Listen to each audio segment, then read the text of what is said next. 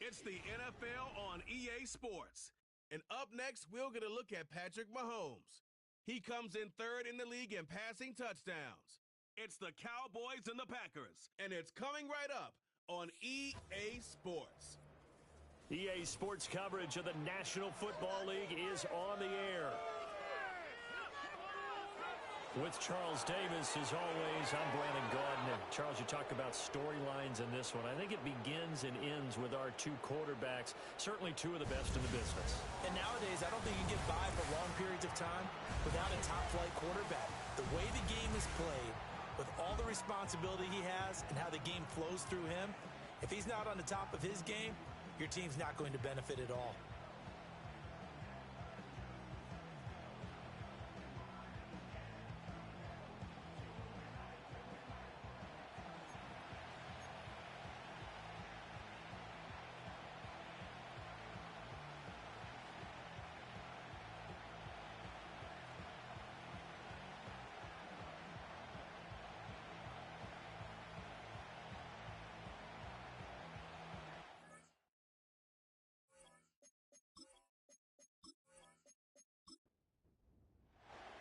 Set to go now in Week 6 of the NFL season, and we are underway on EA Sports.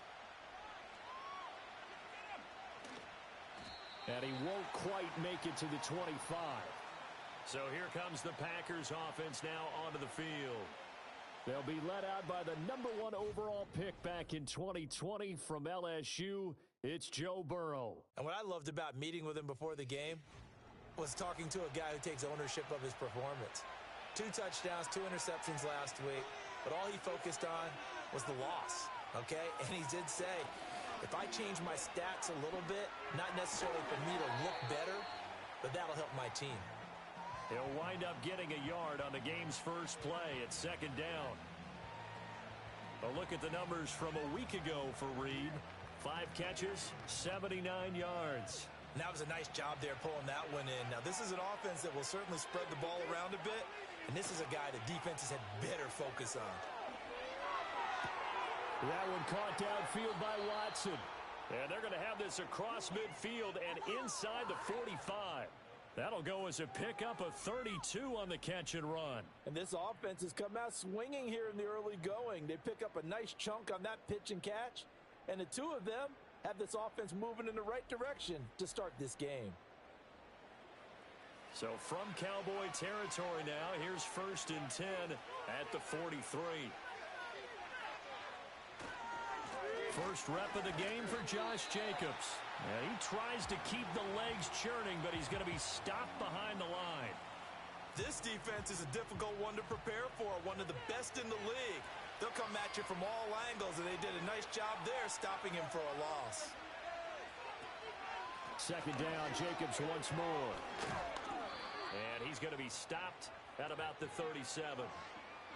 He's had his eyes on 7,000 career rushing yards, and with that last effort, he has hit that mark. What a career. And that is the number to focus in on, because oftentimes we talk about where do they rank all time. We're not there yet. He's not knocking on the top 10 or the top 20, but over 7,000 yards in a career, fantastic. There is something to a game plan with trying to keep a defense honest, and with a guy with that type of speed, you do so. Send him deep, try and throw some air under it, and hope you connect downfield. On that play, they run successful. Well, that opening drive looked good for a moment there, but they'll wind up being turned away thanks to the missed field goal. And those especially hurt when you come into a game on the road. You're trying to get things to go your way early, and now you suffer a setback right out of the gate. The Cowboys offense and CeeDee Lamb ready to take over once more. And he's been a consistent force offensively all season. Currently ranked amongst the best in the NFL in terms of receiving touchdowns. So after the missed long field goal attempt, this offense set up nicely at the 44-yard line. Now a run. Here's the rookie from USC. And he'll take it down shy of the 45 at the 46. Well, I sure wouldn't be surprised if we see more of this as this game goes on, because we know they like to use their wideouts either on quick throws or on jet sweeps like what we just saw there. And to say that that one worked well, partner, that's stating the obvious. 7 yards there and a 1st down. The Cowboys at 3-2, a game over 500 here to start the season. And they come in feeling pretty good after back-to-back victories, CD. And I thought that they played pretty well last week. Their execution, their discipline, their resilience, all on display in that victory. These are his numbers from last week's contest. And you figure that he'll probably be a big factor in this one as well. No question about it, partner. We just saw right there. They want to get him the ball in space and see what he can do after the catch. This 2nd and 4. Looking to throw is Mahomes. Quick hitter here. It's complete. And he gets it down a yard or two shy of the 30 before he's out of bounds. Here now, 3rd and a yard.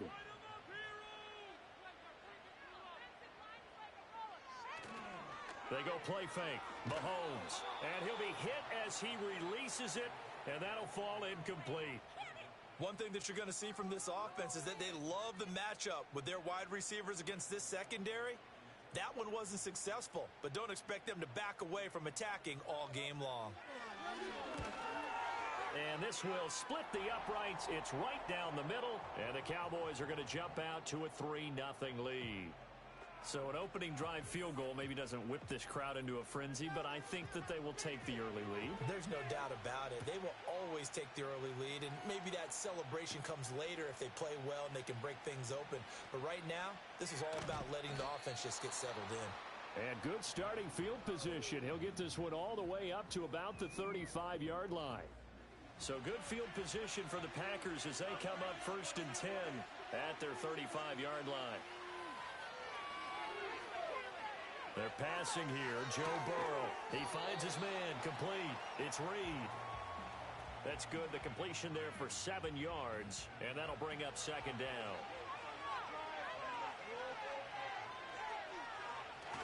Now a give to Jacobs running right. And he'll go down right around the 47 this time. And hold on here because on that last run, it looks like we have a player who was shaken up. Hopefully, obviously, nothing serious here. Medical staff, though, going to take a peek, and we'll take a break.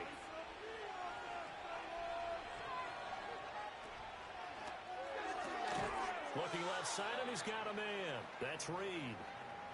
So 5 yards here, 5 on the play, and it'll be 2nd down.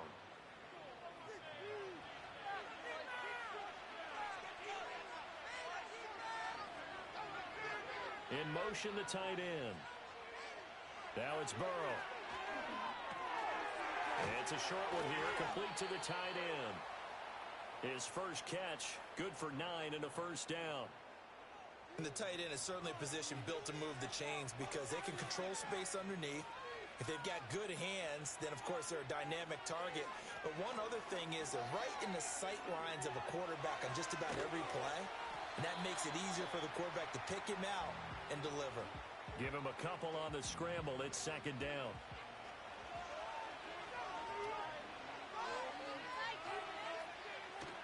They go play action with Burrow. He'll buy some time right. He'll end up getting 5 out of that, but now they're looking at 3rd down. And that's an early scramble that can be viewed positively by either side. From the offensive point of view, it begins to establish him as a possibility to keep it on certain plays. And defensively, they avoided giving up a huge play in one of their first tests in containing a quarterback on the run. He's going to go out of bounds, but he takes this one down just shy of the 20. Second catch for him today, and it'll wind up a 1st down. Well, a lot of times when you get a manageable 3rd down situation like this, you have to think about your tight end, and he comes through for him, picking up the 1st down.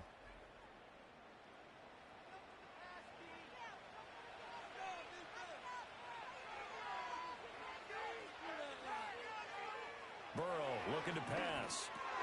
He finds his receiver, Watson. And able to get him down, but he does reach the 5. Another nice gain, 16 yards there, and a 1st down again.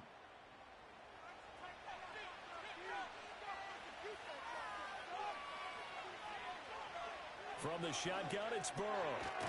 And it's a Packers touchdown.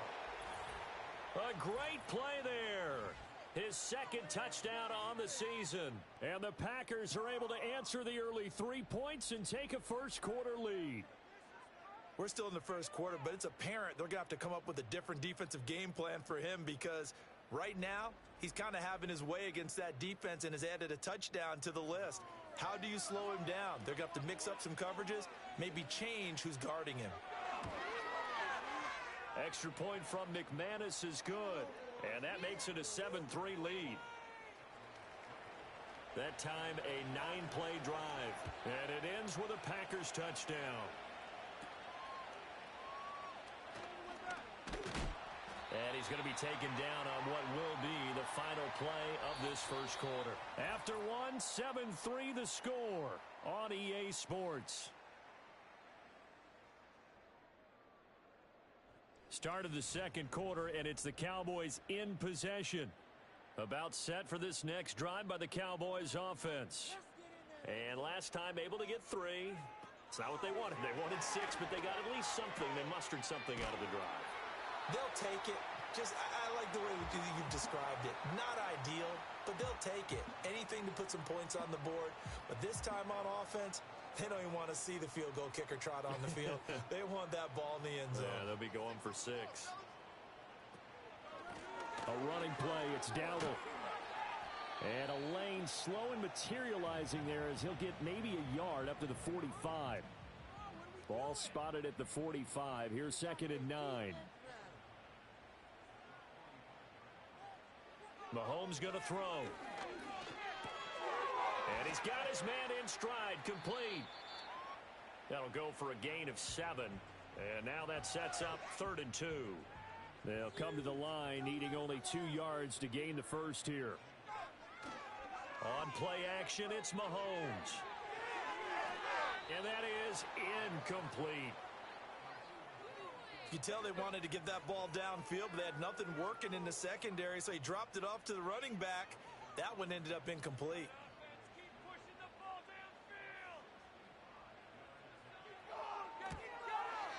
And this one is no good. He missed it. And that will keep this a 4-point game.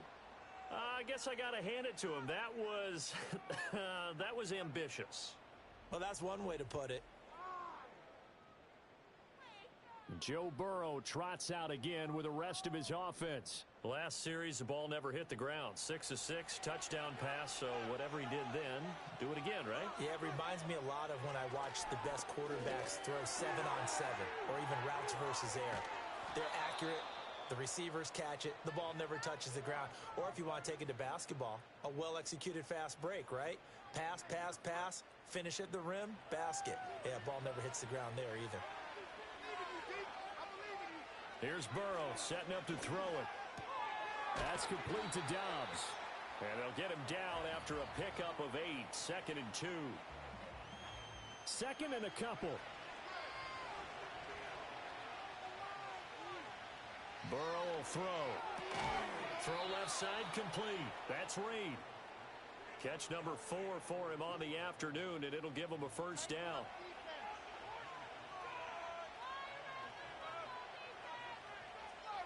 Now it's Burrow. And Watson has it right side. And he will get this into the end zone. Touchdown, Green Bay. Christian Watson from 10 yards out.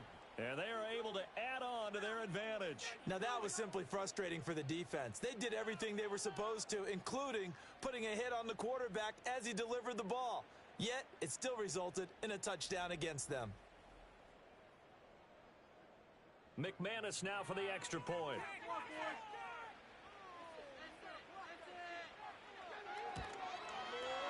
And this one's right through to make it a 14-3 ball game. A drive there of just 4 plays. And it was all capped off by a touchdown catch from Christian Watson.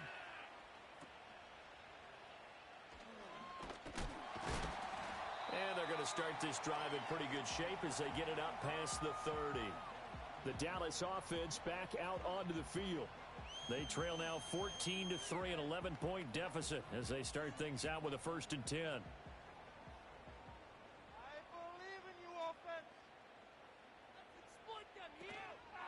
They'll start this drive out on the ground.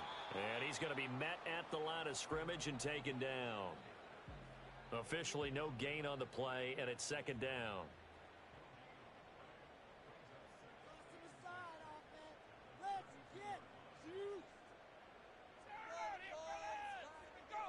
Here's Mahomes to throw. A short one there taken in by Ferguson. 4 yards the gain, and it'll bring up a third down. They gave up the completion there, but this is what zone defenses count on. Catching the ball and not much run after the catch. Mahomes now to throw. And this pass broken up. The contact well timed there, and now fourth down. Good clean play. No flags coming out of the pocket of the officials. Turns into an incompletion, and that should get him off the field with a 3-and-out. He was called on 3 times in the win last week as his first one here's away. So a change of possession here on the punt. And it'll be Packer football here. First down and 10.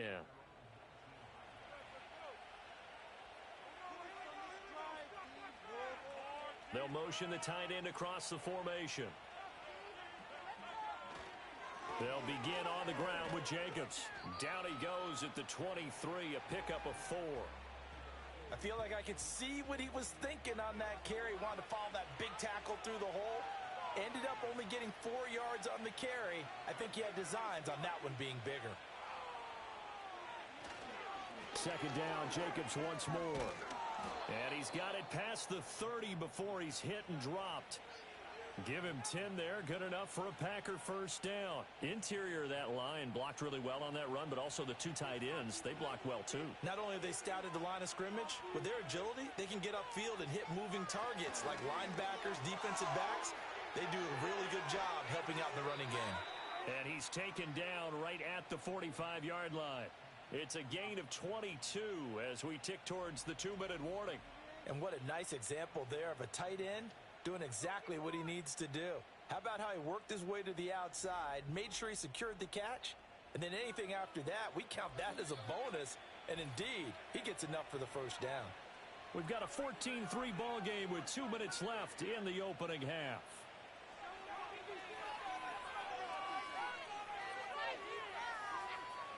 Now Burrow. It's a short one here, complete to his tight end.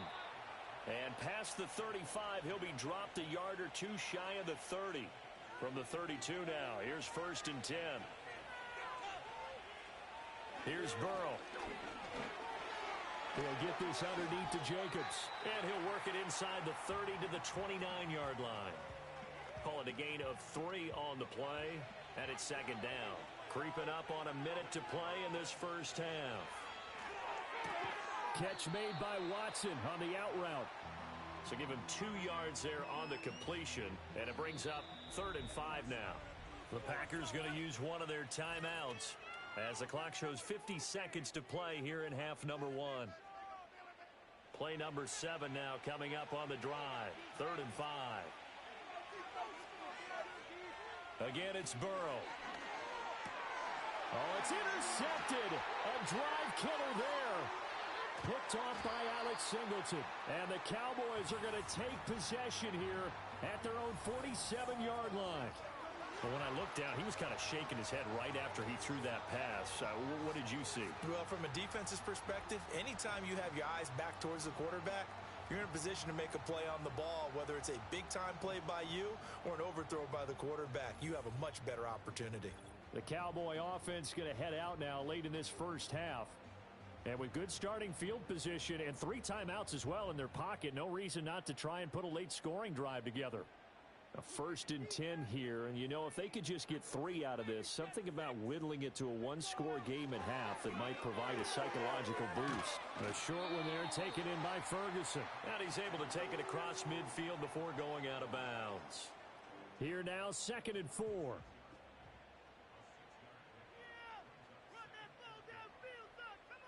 Now here's Mahomes. Over the middle, hauled in by Lamb. Now the Cowboys going to burn the first of their timeouts as the clock will stop with 34 seconds to go before halftime.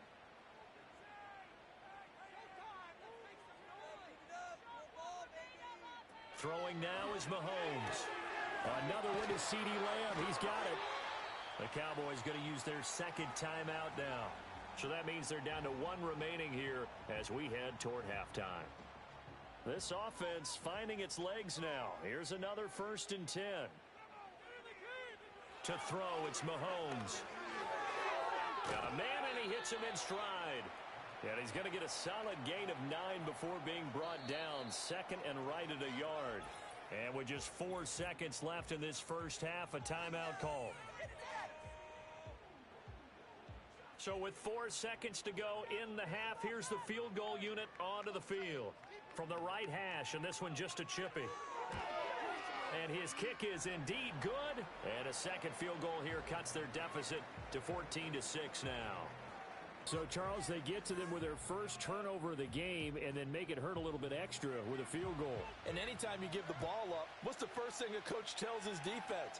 Don't let them score off of this. You've got to put out the fire. In fact, in 2021, that's what one NFL coach termed his defense. The firemen. Go out there, guys, and don't let them put some points on the board. So we have reached halftime here in what's an 8-point game. As we'll get you over to Orlando, where standing by is Jonathan Coachman. He has our EA Sports halftime report. All right, Brandon, thanks. A few teams starting to rise to the top as it's time to take you around the NFL here in Week 6. We'll get started up at Lincoln Financial Field in Philly, where it was the visiting Broncos who were able to come in and get the road victory. DeAndre Hopkins, a touchdown catch in the victory. From there, let's head off and check out a second game. And you can see, currently they trail in that ball game. Bijan Robinson with a touchdown run. Lastly, let's get you to MetLife Stadium to see what's happening with the Giants at home in East Rutherford. And they were losers in that one to the visiting LA Chargers. Tyreek Hill, 2 touchdown catches in the victory. We were certainly treated to an entertaining first half. Both these teams with some high points and maybe a couple of low points as well. So it's going to be a question of who can be the most disciplined team going forward.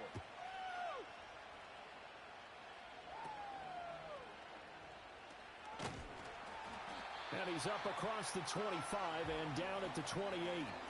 The Cowboy offense set to go to begin this third quarter. And they're still very much in this game, although they do trail. What's the game plan, Charles, for the second half? It might be a little counterintuitive because most people will think losing equals passing the ball more, but I'd establish the running game. They kind of went away from it in the first half. I think if they get back in balance, it'll help them when they put the ball back in the air. They'll send the tight end in motion left. Now Mahomes. Able to hit his target, Lamb. And Lamb going to have a Cowboys first down as he's up to the 43.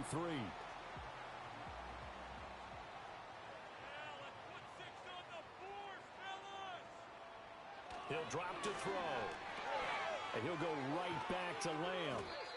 They'll wind up getting 7 on the play, and that'll make it second down.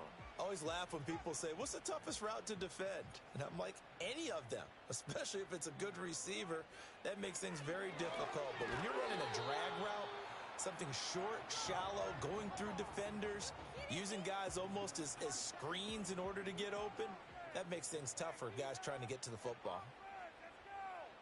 They'll bring the tight end in motion right. From midfield, here's Mahomes. Well, into a sea of defenders and intercepted. Picked off by Xavier McKinney. And the Packers are going to take possession here at their own 47-yard line. Tough one there. First drive of the third quarter, throw an interception, and now a chance that they could be in even a bigger hole if they can convert this into points. Yeah, but how good do you feel if you're that defensive coordinator right now? Because you just know that the head coach looked at him and said, turn him loose, big man. And he'd be able to take a few extra chances playing with this type of a lead, and boy, it paid off. The Packers offense and Joe Burrow getting set for this next drive. And as we show you some of the highlights from earlier, he has been instrumental in getting his guys the lead as he looks to finish strong and close this one out. The Packer offense ready to get their next drive underway. They start near midfield following the interception as they begin 1st and 10. And he's got this one across midfield into Cowboy territory. It's a 6-yard gain on the ground, and that'll make it 2nd and 4.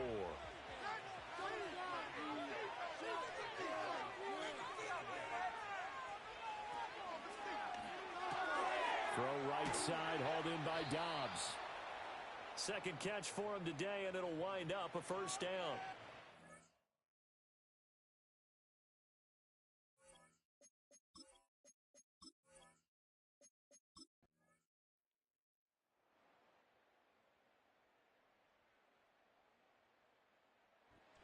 So it's all over. A Green Bay victory, and it was their defense that really made the statement after the break. They pitched the second half shutout. Yeah, think about the team that just got vanquished. They did score in the second quarter. Do you think they thought at all that that would be their last points of the game? No, but what a second half. The adjustment, whatever they did in the locker room, it certainly worked. It certainly did, and you're exactly right. Whether it was an adjustment, whether it was just more focus on what they planned to do going in, whether they just played better, whatever it was, it all came together in the second half, and no points were allowed. That's a great way to close them out. So for the Packers, their good start continues as they get their record up to 4-2. And they'll get another road test next week as they head to Philly to take on the Eagles. Meanwhile, for Dallas, the loss here will move them back to 500 at 3-3. And they'll be off to Minneapolis next week for a look at new U.S. Bank Stadium and a date with the Vikings.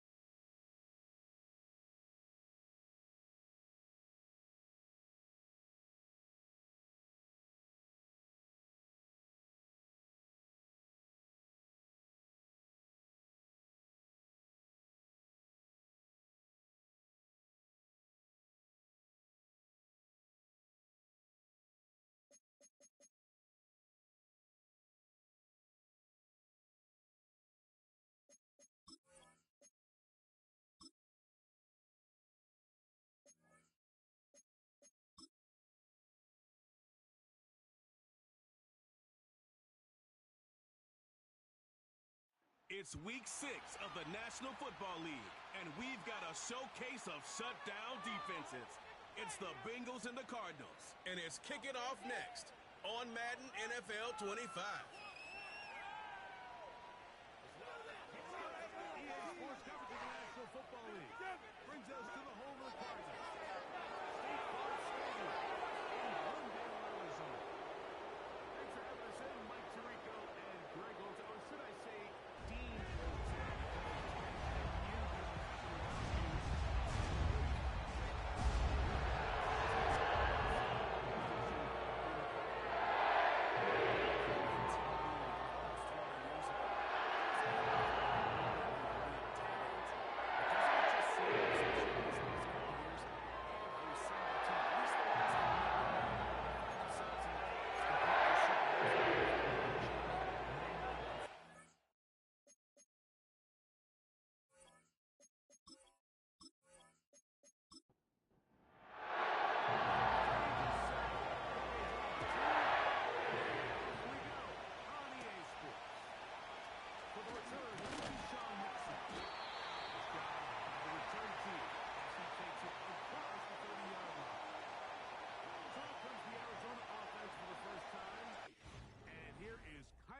Murray, the #1 overall pick in 2019 to lead them.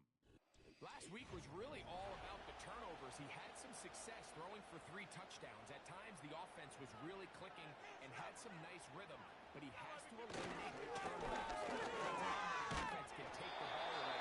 Their odds of winning the game significantly increase. So coming into this game, can he continue to keep the good, continue to trust that passing game to score points and be aggressive on offense, and at the same time, eliminate the bad? That's going to be the key to it. He can do that. Man, this is as good an offense as we've seen in this league. You could just see the frustration on the running back's face as he's getting helped up off the ground. Like, there was just nowhere to go from the moment he was handed the ball. Give credit to the defense. Great job. To Benson. And he nearly got free. But as it is, gain of 6. It sets up 3rd down.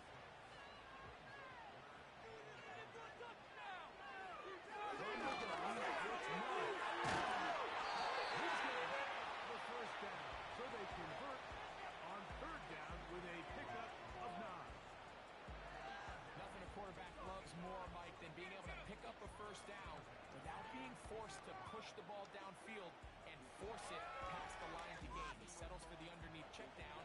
He's confident that his receiver is going to pick up the rest to the catch. He'll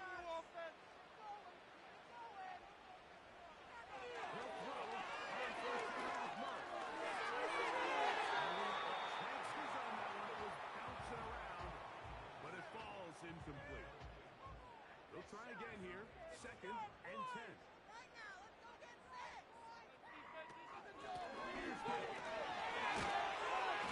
He'll be very close to a 1st down. Won't quite have enough, but now a much more advantageous spot. 7th play of this opening drive, and here's 3rd down. Here's Murray to throw.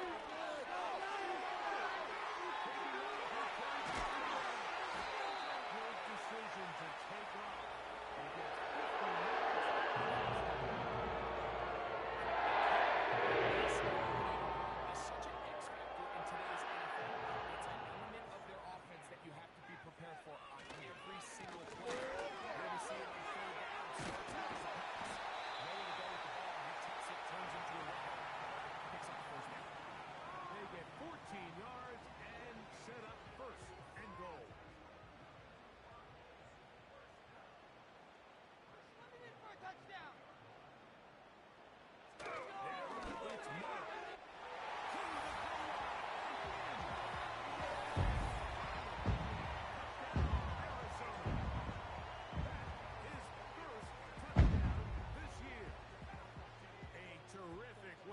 This one, not only a touchdown, but a nice long march down the field, makes it a long walk back to the bench for the defense.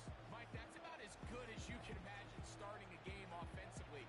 To be able to sustain that many plays and be able to cap it off with a touchdown, that is a dream start for this offense. Rodman's kick here is good. And the Cardinals will take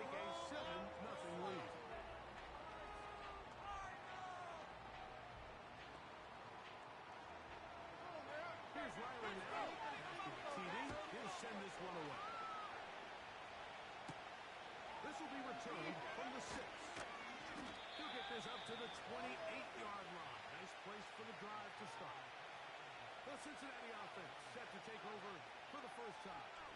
They'll be led out by a young man who's making a name for himself, their rookie quarterback. They find themselves coming off a win last week that came right down to the end, and the best teams in the NFL, they can win at close games, and they can win different style games. You're not going to blow people out consistently in the NFL. The league is just too good and has too much parity. But the teams that are the best in one-score games, they're often the ones finding themselves in the best position come playoff time. Terrific start to this drive. Gain of 23 and a first down. He'll set up to throw. This is Bijan Robinson. He'll be taken down rather swiftly after a gain of just 3. 2nd and 7.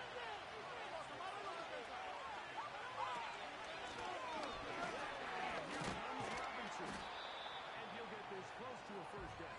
It's about 7, maybe a yard short of the first down. Here's 3rd down and a few inches.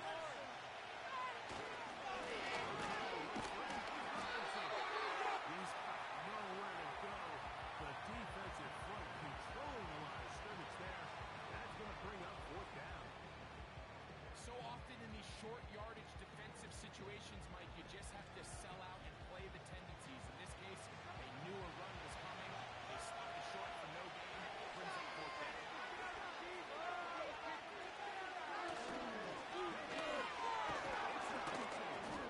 And he's going to have a Bengals first down by a good couple of yards as they get 3 on 4th and inches.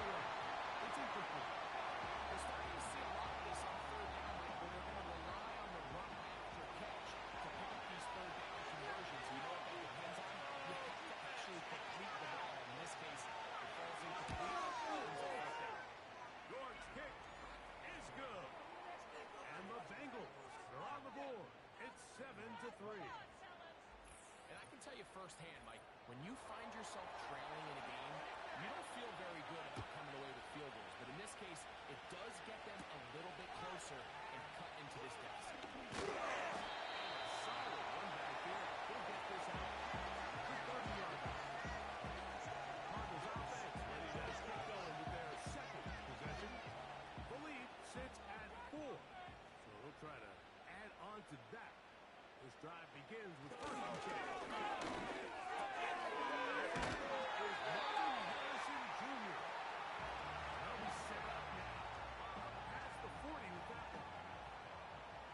10.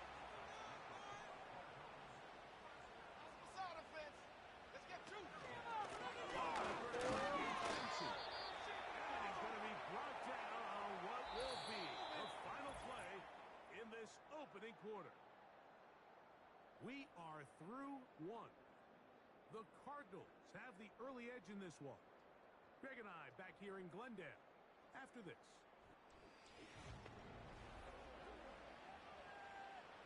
Here's a 2nd and 9. It's Murray. As he throws and it is incomplete. Just couldn't deliver that one the way he wanted to. Not really sure if there was much there anyways. We do know it'll be 3rd down. Working it with Murray.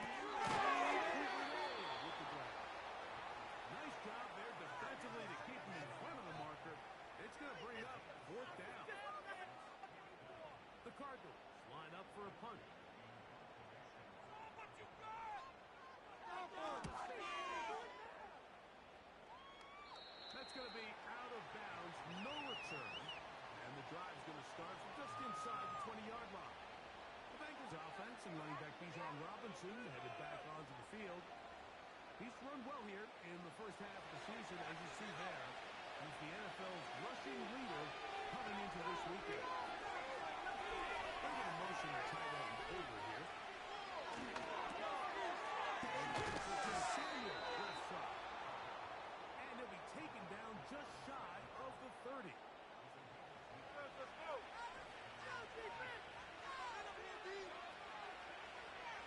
To the air now, on first and 10.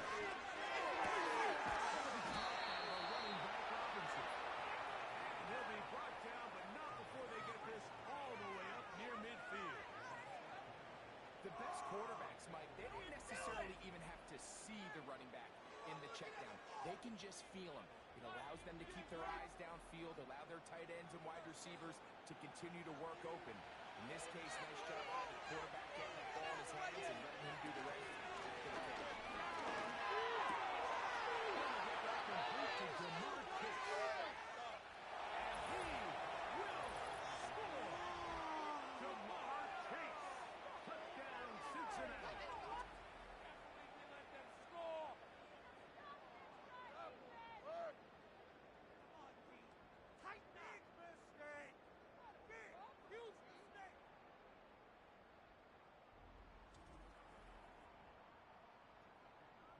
On now, Cade York for the point out.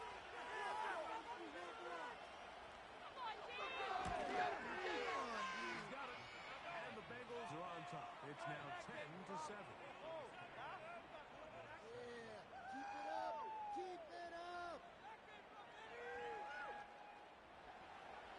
Both teams ready to go once more. As the kick's away. On the return, it's Devin Duvernay. And he'll work this one. Here's the 25. To right about the 28-yard line. The Cardinals offense getting things in order as they trot out for this next possession. This one has been tight so far. A field goal separating the two sides. As this drive kicks off with first and 10. Oh, he cut behind the row and it goes out. The Bengals have got it. And as you can see with that fumble, Mike, it really just goes back to the fundamentals of how they're taught to carry the ball. We talk about the points of pressure, and the biggest thing really, Mike, is you want the front tip of the ball, the part where your fingers cover, to always be higher than the back tip of the ball. So often you see that front tip go down, and it makes it so much easier for that defender to kind of rake it out. So you want pressure against the outside of the ball, both tips, the inside of the ball. And remember now, all turnovers have to be verified by The previous play is under review. Taking a look at this one. At issue was the knee, or any other body part except the hand, down before the ball comes loose. And are the visuals convincing enough to overturn the call on the field? So that one overturned. They say the runner was down, and that will not be a fumble. Second down. Uncaught by Wilson. He'll get about 6 before he's taken down. 3rd and 5. Looking from the shotgun. It's Murray. Left side, and that's the tight end, McBride. Just take what the defense is giving you.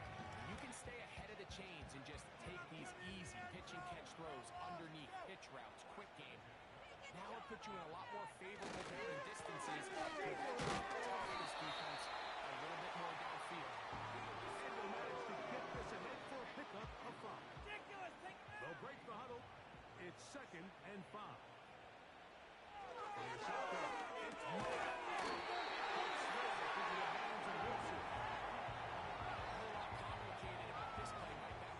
Understanding where the holes of the defense were. Remember, in this zone coverage, you got to find green grass. Get past the first one. And then the ball has to be on time before those zone defenders can react to the receiver. That's exactly how it played out here. You can drop all the fancy plays you want, but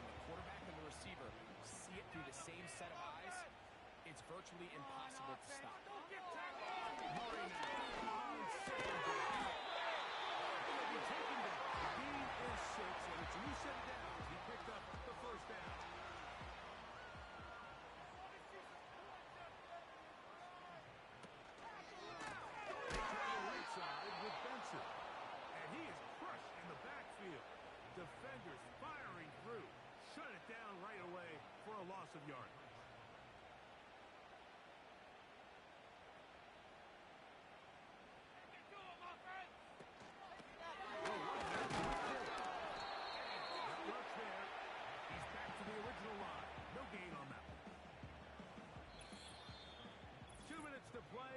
First half of a three-point game. We'll have more from Glendale after this. Third and long. A few yards on this play. To throw is Murray. Here's a screen set up for Benson. And he'll gain some yardage here, but that is not nearly enough for the first down. It's going to bring up fourth down.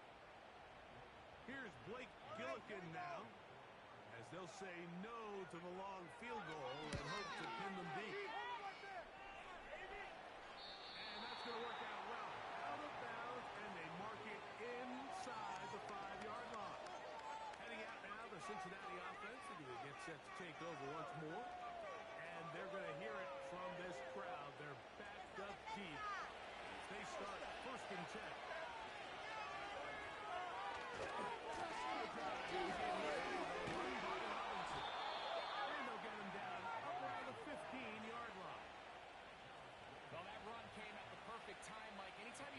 Backed up near your own goal line. The goal is to just start with one first down. They were able to get it here. Now you give a little breathing room, a little room to operate. Fresh set of downs. Keep this drive alive. Set to go now on first and 10. To throw. Caught by Chase. That's a nice pickup on a first down throw. It's a gain of 8. Come to the line now. Second and 2. Quickly to the outside, incomplete. First catch for him on the afternoon, and it results in a first down.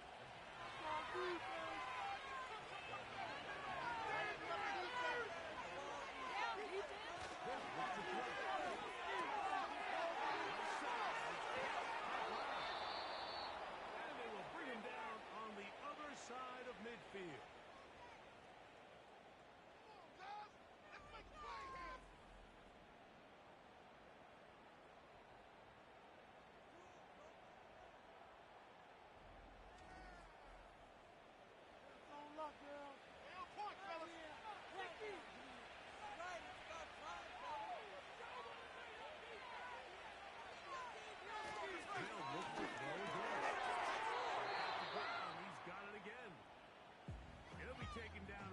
Swiftly after a gain of just 3. With a second down and 7. To the end, one more pass. And they're going to get to him and take him down, take him back to the other side of midfield.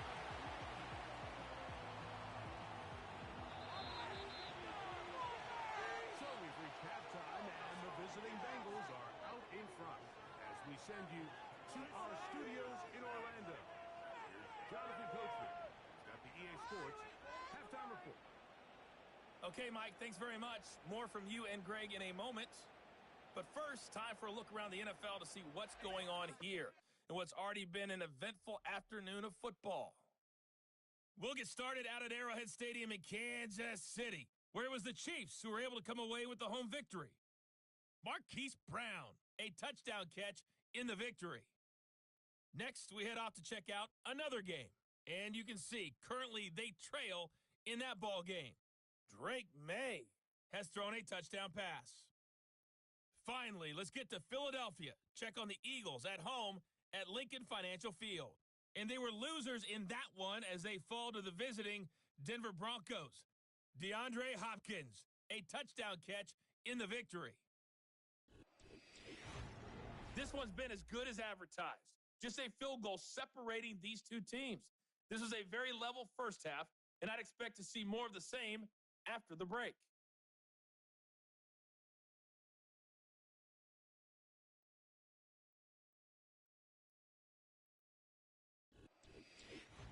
Coach, thanks.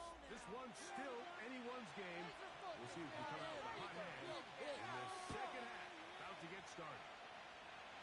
The return, it's Antonio Gibson. Going in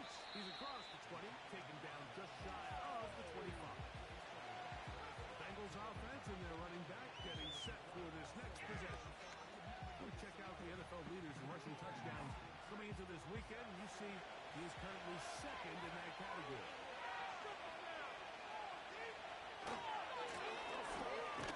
Robinson. And he's brought down after a gain of a couple. They'll come up on a second down and 8. They'll go again with Robinson. And he will not be able to get free, picking up only a yard. Now it's third down.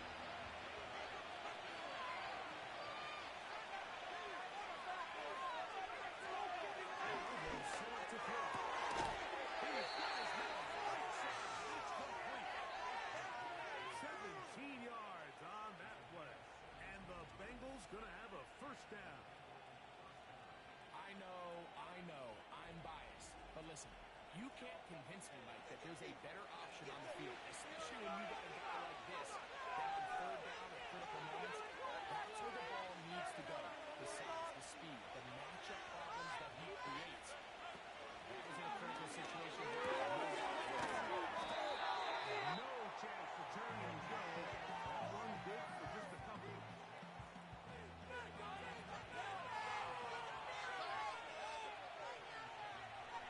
Tight end going in motion here. He will find his man. That's the rookie from Ohio State. I'd like to see them do a better job here the rest of the game, Mike, just disguising the coverage from the pre-snap look to the post-snap look. And what I mean is, when you have a quarterback at this level, and what they see before the ball's in their hands is the exact same thing they see once they do get the ball, everything is just so much easier for them to process. Change the look, change the coverages, move your safeties, make the quarterback have to process with the ball in his hand. And he will keep the drive moving. Gets the first down. Nice gain of 5.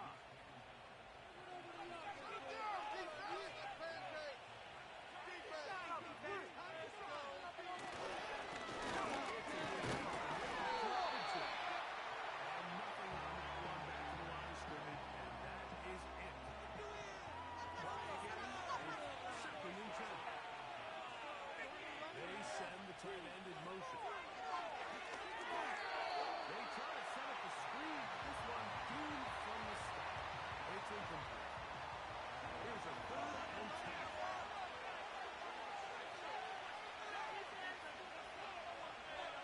They'll bring Chase in motion. They'll set up to play. They get this back to the left flat. And a good job here defensively. They did not let him get away. He's well short of the first down mark. Cade York and the field goal unit coming on the field. He is 2 for 2. That kick is good. And the Bengals will extend their third quarter lead. So anytime an offense comes off the field after settling for 3, you always have to take the good with the bad. In order to get down there in field goal range, you had to do something positive to move the ball. But at the same time, how are we going to be able to finish these drives and convert for 6 the next time we get down there? The Cardinals offense and their veteran running back James Conner set to take over again. A fresh set of downs to work with. It is first down and 10. Here's Murray.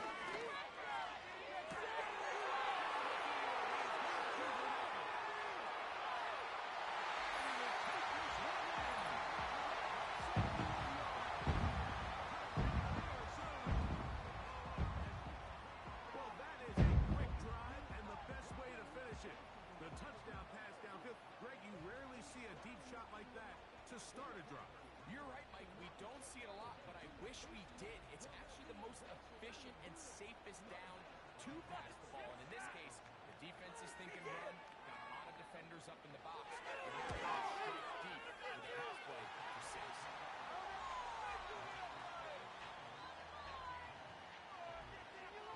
Here's Ryland now. After the TD, he'll send this one away. Now, here comes a return from the 9. He'll be brought down right around the 25-yard line. Bengals offense. And their running back, set to go once more. For the 25, they'll go to work. First and 10. What they have to say is well, as they'll search now for that go-ahead score. It's a pickup of about 3 to the 28-yard line.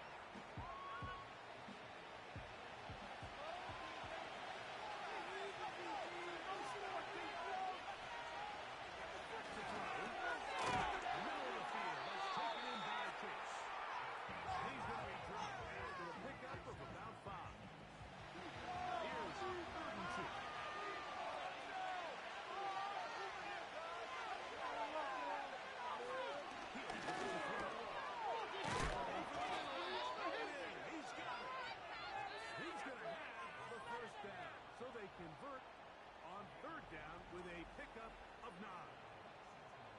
Well, nothing real fancy here, Mike. Not a huge pickup, but anytime on third down, you got to know where the sticks are, who's your most reliable player, and I think everybody in this booth knows exactly what position.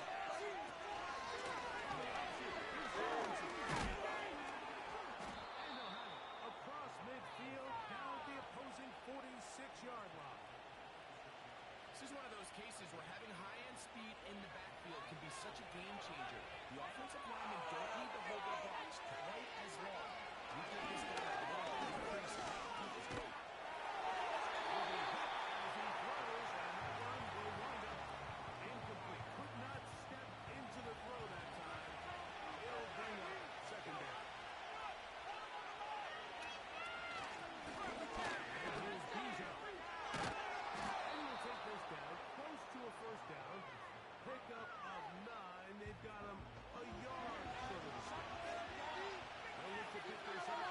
Third and 1.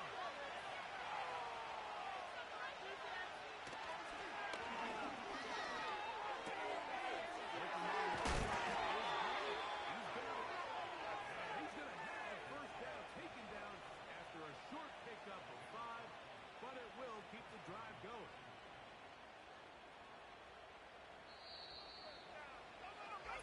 So, 3 quarters now in the books. Back with more after the break. You're tuned in to the NFL on EA Sports.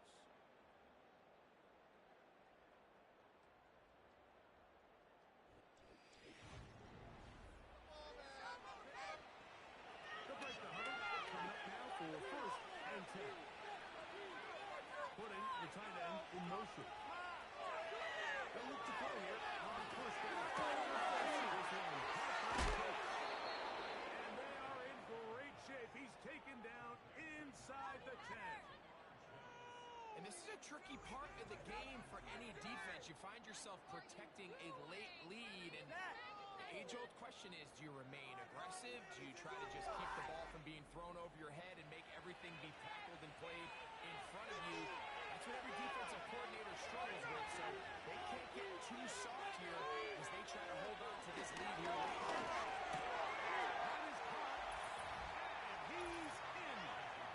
Bijan Robinson, touchdown Bengals. What a game this has been. Back and forth we go, and that fourth quarter score changes the lead one more time. And we've seen the lead go back and forth, Mike, and now the question is, can they get a stop? Can they find a way defensively to hang on to this lead and get themselves this big win? So a big play coming up for the Bengals as they will indeed try to tack on 2.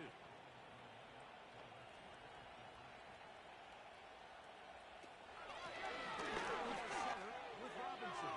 And he will get into the end zone for the 2 and extend the lead to 7 points.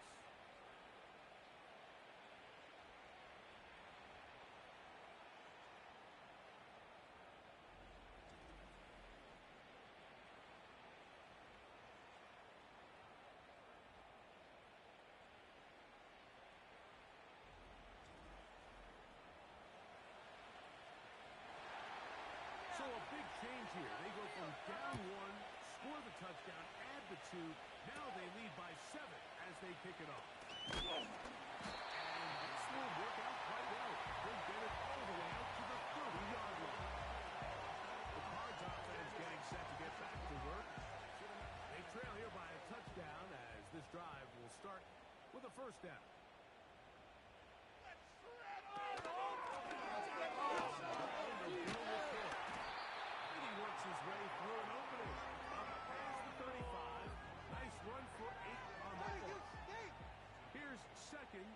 2. And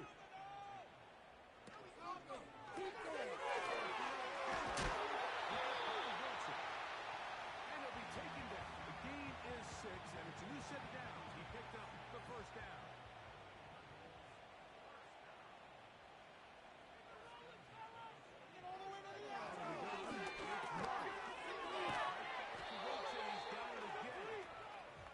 That's a nice pickup on a first down throw. It's a gain of 8.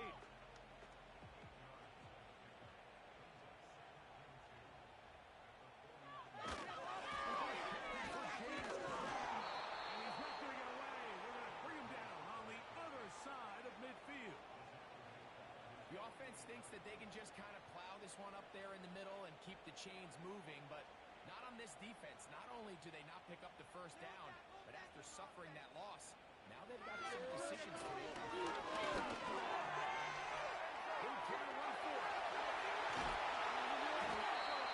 is dangerous when a play breaks down.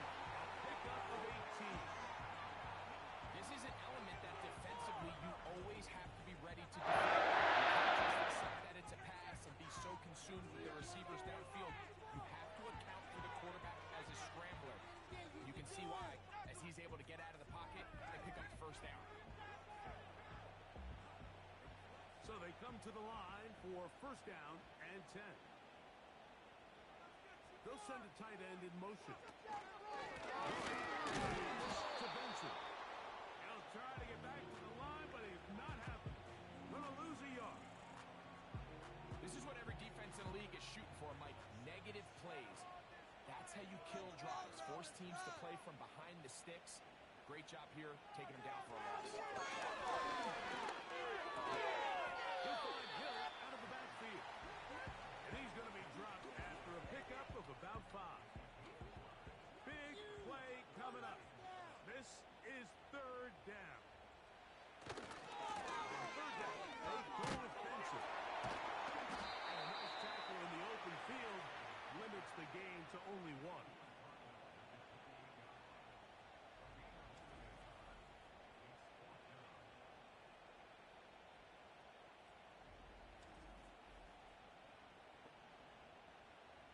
Trailing late, they've got to go here. It's fourth down. They'll try and throw for it with Murray. And they're going to get the first down. They were forced to go for it, and it's going to work out for them. Make some good plays today. Looking from the shotgun. It's Murray. The pressure too much, and he goes down. Certainly hasn't been their best game in terms of rushing the passer, but you find yourself with a lead here in the fourth quarter. No better time for that pass rush to come alive and see if they can close this game out. To the left side, taken in by Harrison.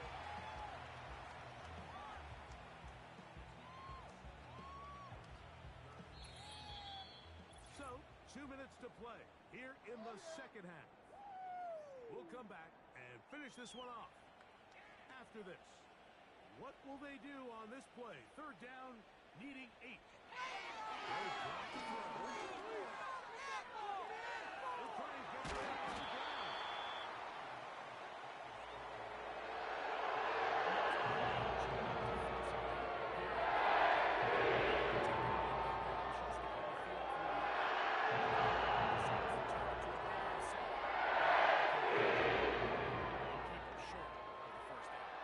Here we go. This is fourth down. He's going to go down. The pressure once again too much, and that should wrap this one up. So you roll the dice on offense and you fail. But now you can't give up. Your defense has to go out there and get a stop. You have all 3 timeouts. You have time to get the ball back one more time on offense. So now your defense needs to answer the bell and give your offense one more shot. The Bengals offense and their quarterback ready to go once more. Eddie has been in control of this offense. Want to run you through some of the action from earlier on. You've got the 2 touchdown passes, over 200 passing yards. He has been excellent all game long. The drive begins at the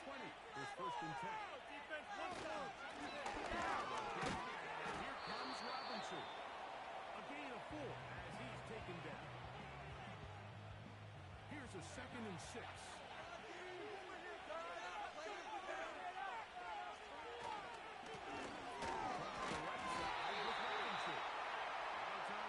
Arizona, that is their second. Talk things over before third down.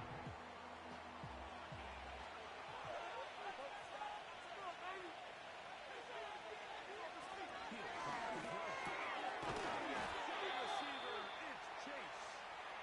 Cards going to signal for their third and final timeout. 70 seconds left to go in this game. Ball out to the 35-yard line as they come up to 1st and 10.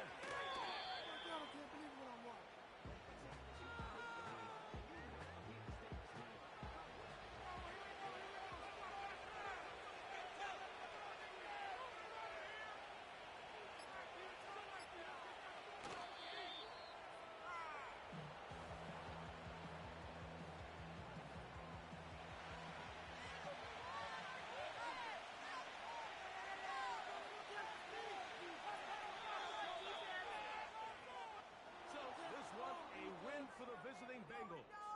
And it is their third consecutive victory. They continue to play great football here in this latest stretch.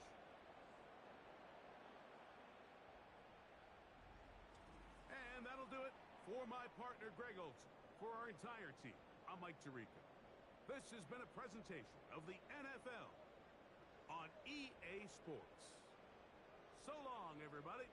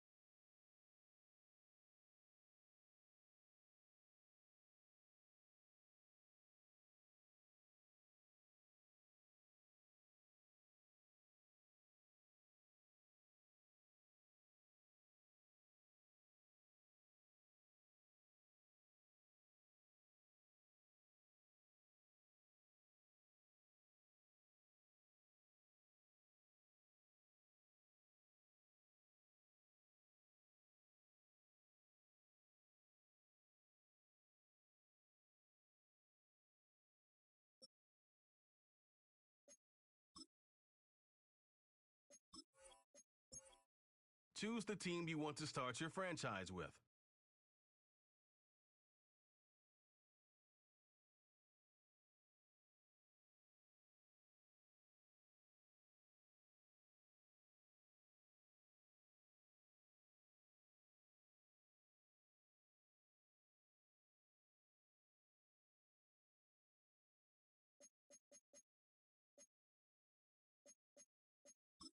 Use the options on the left to enter.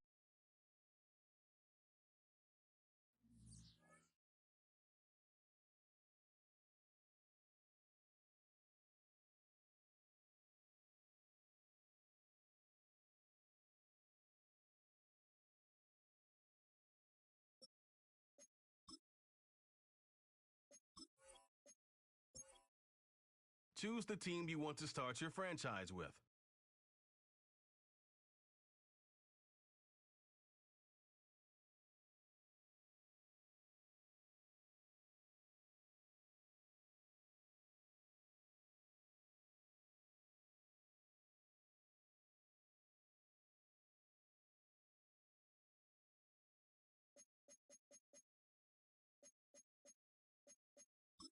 Use the options on the left to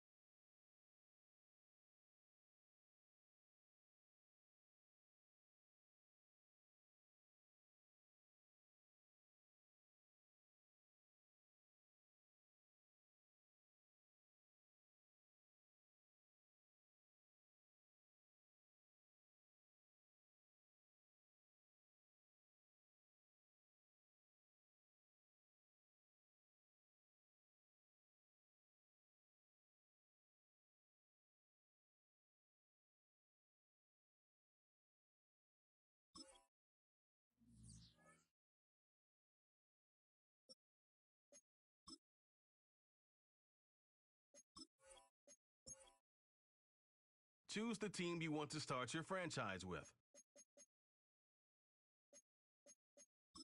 Use the options on the left to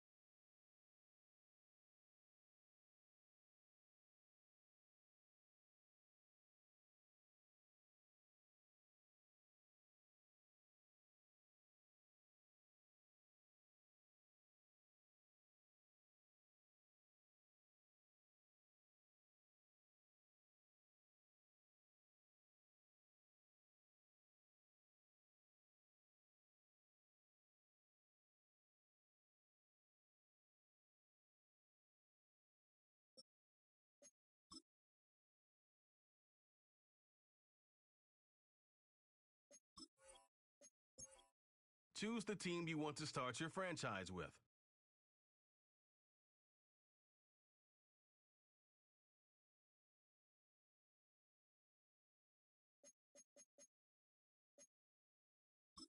Use the options on the left to edit league settings and choose what role you want to run the show as, a coach or an owner.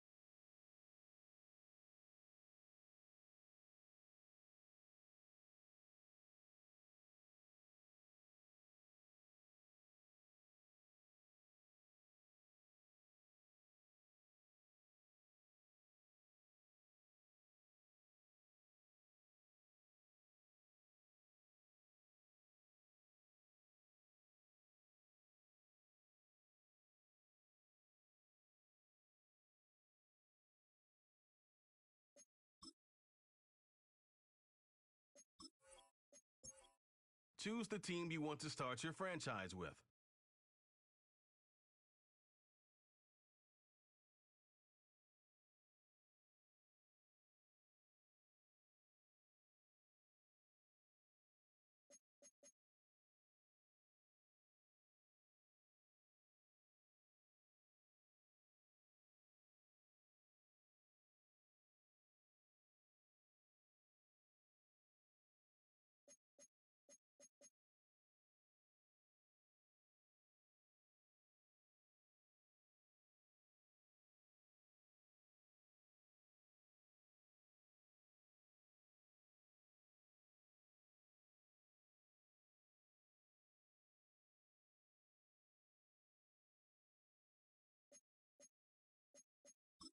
Use the options on the left to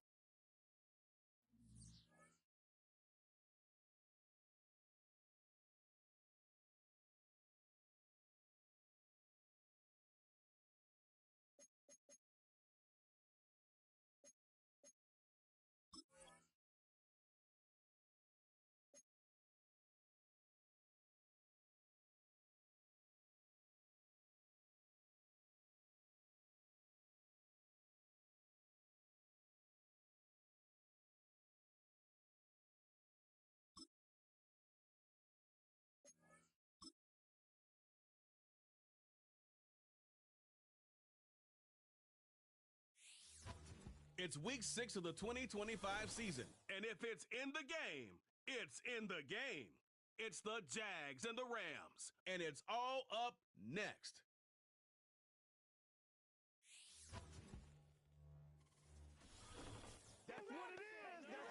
This is the city, Los Angeles, California. That's where we are for this edition of the NFL on EA Sports. Along with Charles Davis, I'm Brandon Gaudin. And Charles, you look at this Rams team as they interplay. They were winners last time out, so they'll be looking, Charles, to make it 2 in a row. And what I enjoyed when I watched their game tape and their victory last week is they put it together in every phase. Good offense, good defense, and some key plays on special teams. Let's see if they can get that second win in a row. Meanwhile, for the visiting Jaguars, they too were winners last time out, so something's got to give here. I love it when both teams come.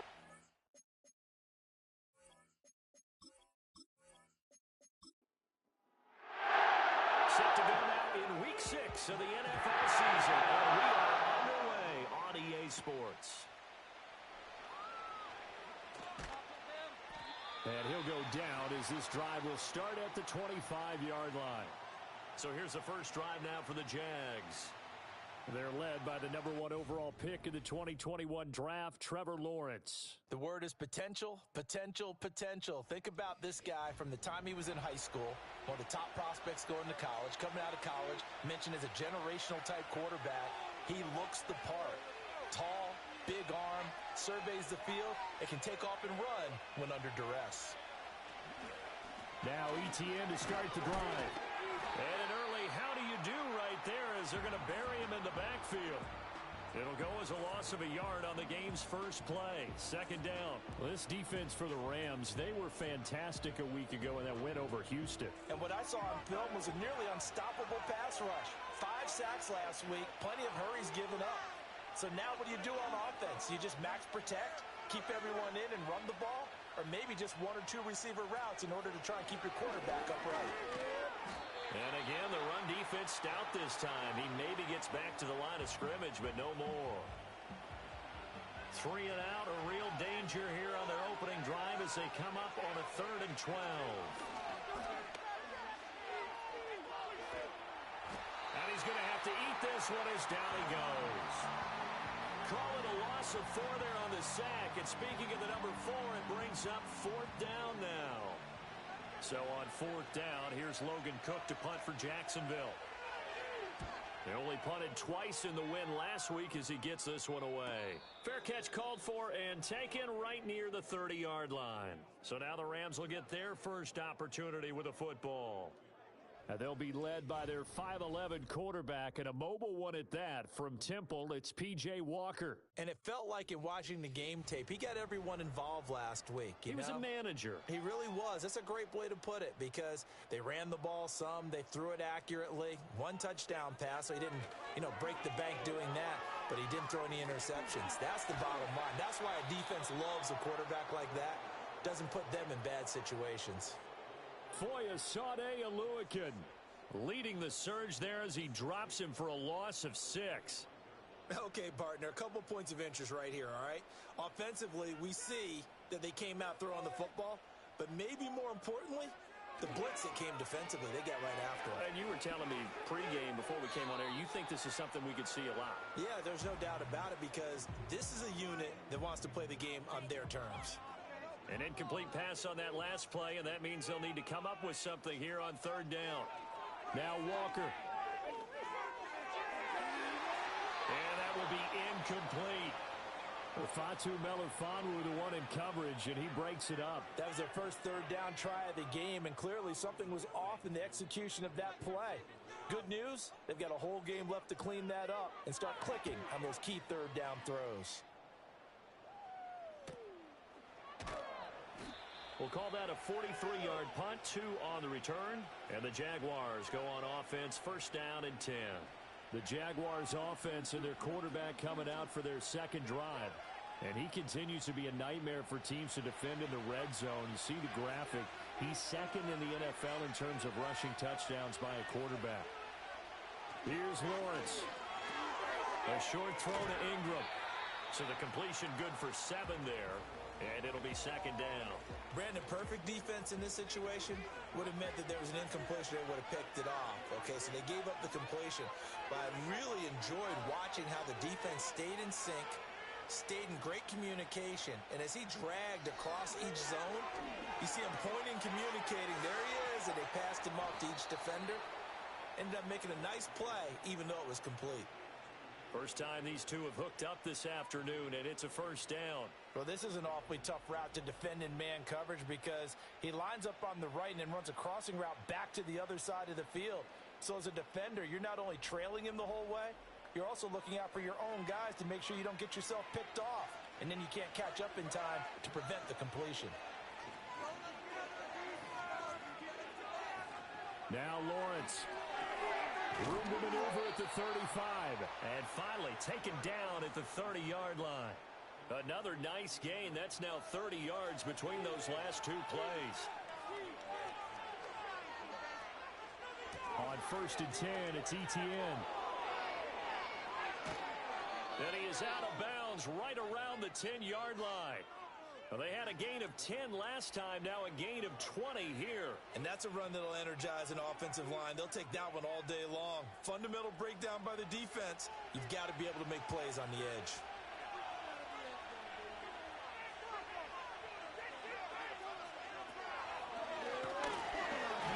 And he's going to be brought down just shy of the 5 at the 6. Give him 4 yards there on the first down keeper. 2nd and 6.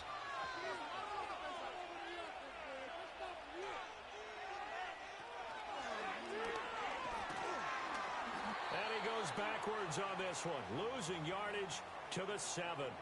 That'll be a loss of a yard, and it leads to a 3rd down. And our statistician, Ben Ramsar, just held up 3 fingers to remind me he now has 3 tackles for a loss rolling in the first quarter. Well, Ben's got it detailed perfectly. He always gives us the right stats. I'd love to be on the offense's headset right now because what you're hearing is, can someone please block him?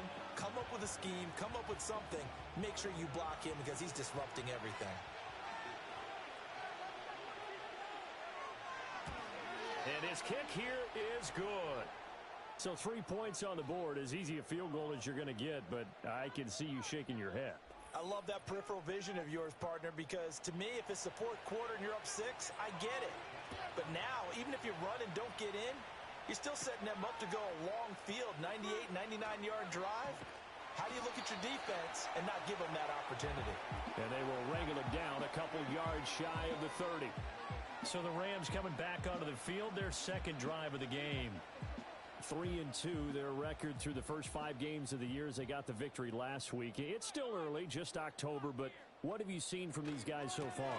Well, what I've seen is a team that's still figuring out all their pieces because they've got some new faces from a year ago, add in some new draft picks. Sometimes it takes a month or so before you really start to gel as a team and for those players to figure out their roles. But right now, I see them starting to elevate. Pass complete there to Nacua. And just 3 yards on the catch there. He couldn't get away. And it's 3rd and 4 now. In search of 4 yards here to pick up the first down. And they go play action. Here's Walker. And brought down, but not before reaching the 45-yard line. 2nd catch for him today, and it'll wind up a first down. That's a pretty good throw on the curl route there. 3rd down, and they pick up a first. Defense should be aware for that, right? They should be aware, but it was so hard sometimes. Yeah, it's not easy. Because when they sell that route really well, you think they're going upfield, then they curl back, show their numbers to the quarterback, and complete the play. They'll get this up to the 47 and brought down there. And the Rams at 3-2, a game over 500 here to start the season. And they were winners their last time out, so they'll be looking to make it 2 in a row. And so much about football, partner, comes down to mindset. Being in the right frame of mind, and the best way to get in that good frame of mind, winning. So they come in feeling good. They've got the home crowd behind them, and I think they're going to be tough to beat in this one. The Rams with the football here to begin the 2nd quarter. As they've got it 2nd and 7.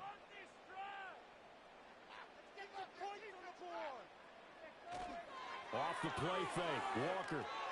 They go with a shuffle pass, and it's complete. And he's down right around midfield after a gain of 2, maybe 3. Here is 3rd and 5.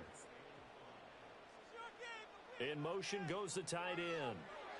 From the midfield stripe, they'll look to throw. He'll get this one complete to Atwell. And he'll go down inside the 45 before going out of bounds. First target, first catch, and a first down.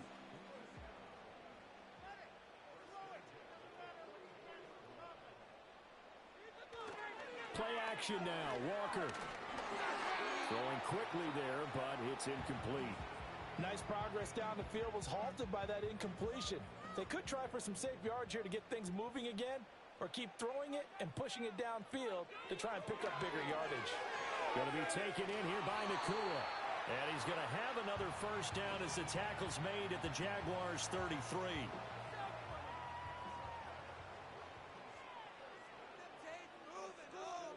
Here's Walker. And this will be well too low for him to bring in. It's incomplete. Well, a momentary speed bump there with that throw, partner. The defense had other ideas, and they're trying to mount a small stand before this drive reaches the end zone. Off the draw, here's Williams. And that didn't fool anybody. He's going to be dropped in the backfield. 2 yards the loss, and now 3rd and 12. When a draw works, it can be a thing of beauty. But when it doesn't, oh, it can be ugly. And in this case, loss of yardage ugly. Walker from the gun on 3rd down.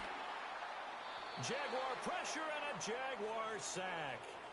The pressure from multiple guys there as they bury him for a big 9-yard loss. Well, competition comes up in so many different ways. And right now, this unit, their competition is who's going to get to the quarterback the most times. Had about 5 sacks last week, and we just saw their first one of this game.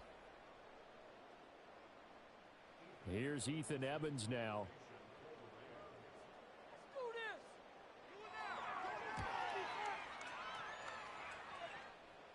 And this will be out of bounds at the what here? The 12-yard line. The Jaguars offense and Trevor Lawrence getting set for this next drive. And he's been very impactful when using his legs this year, both when the pocket breaks down and by design.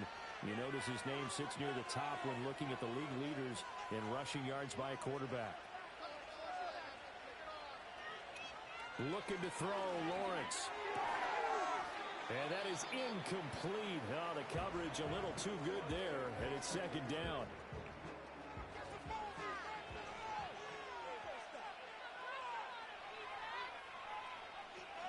ETN up the middle. And he'll get this one up to about his 14. They do get a couple, but they'll be left staring at a 3rd and 8 coming up.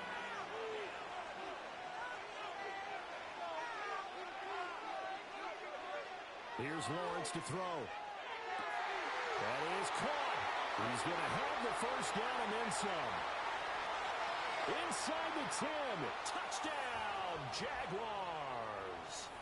Gabriel Davis, his 3rd touchdown now on the year, as his guys are able to extend their lead.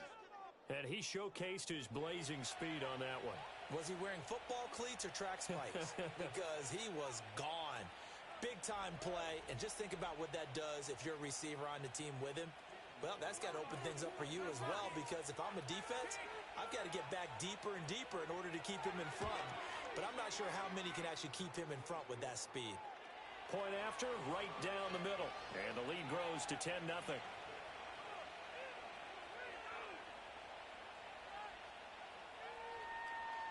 After the touchdown, Cook now to kick this one away.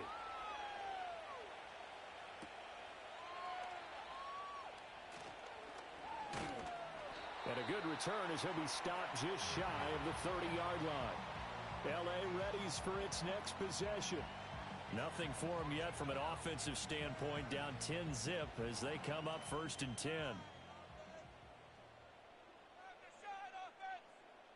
They'll bring the tight end in motion right here. Walker now. It's a short one here, complete to the tight end. And he'll be out of bounds right at the 40. The drive starting with a first down, 11 yards on that pickup. To throw is Walker. And he can't escape, and down he goes. Josh Hines-Allen. Make that now 8 sacks for him on the season. He continues, Charles, to be under constant pressure, and these sacks, they're starting to pile up. And if they want to have a realistic chance in this one, they've got to change their blocking assignments. They've got to do a better job to keep him upright. If he's going to be on the deck constantly, they've got no chance to win this game. And he's across the 40, 3 extra yards to the 43. The offense on third down, they've hit 2 for 4 thus far. This is 3rd and 7. Now Walker. He had a man open, but he missed him, and it's incomplete. Well, this first half has not gone according to plan so far offensively, or even defensively for that matter. They could use a big-time spark somewhere, but it's not going to come on this drive as they have to punt this one away. He's been a busy man here in this first half as he gets it away. A 41-yard punt there with no return, and it'll be Jaguar football as they take over deep in their own territory. Lawrence bringing the Jaguars up, 1st and 10 at their own 13.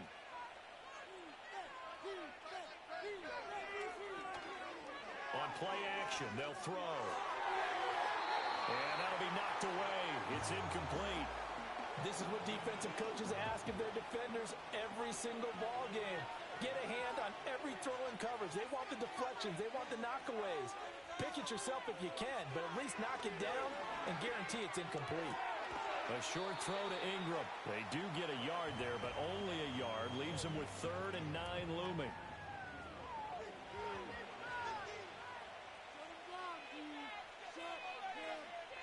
Now Lawrence. And he's going to be stopped well short of what he needed as the tackle is made at the 18-yard line. The decision to tuck and run gets him 3, but that's not enough. Now it's 4th. And, partner, I would guess that in his headset he was hearing from his coach, it's 3rd down, don't take a sack. And in this case, he's able to avoid the pressure and get out of there. He doesn't get the first down, but he does turn a possible loss into positive yardage. The Cook now on to punt as he gets this one away.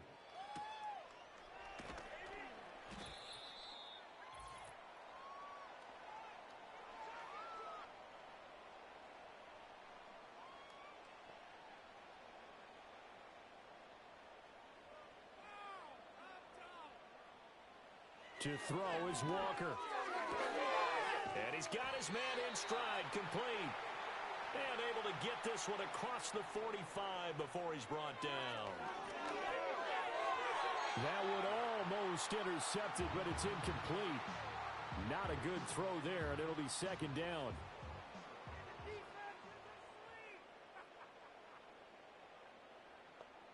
Walker.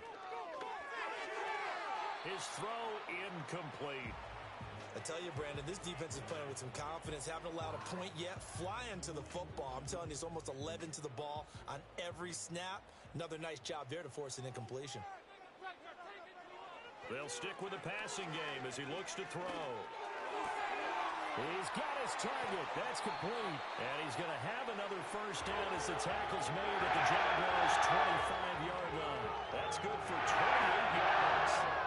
Yeah, these are the types of plays they're going to need to hit on if they're going to get back into this game. It hasn't been the greatest of first halves, but this is a nice throw here on 3rd down, and they keep the drive going. A 1st and 10 here, and you know, if they could just get 3 out of this, something about whittling it to a 1-score game at half that might provide a psychological boost. And that is incomplete. He couldn't hold on through the contact. Brings up 2nd down.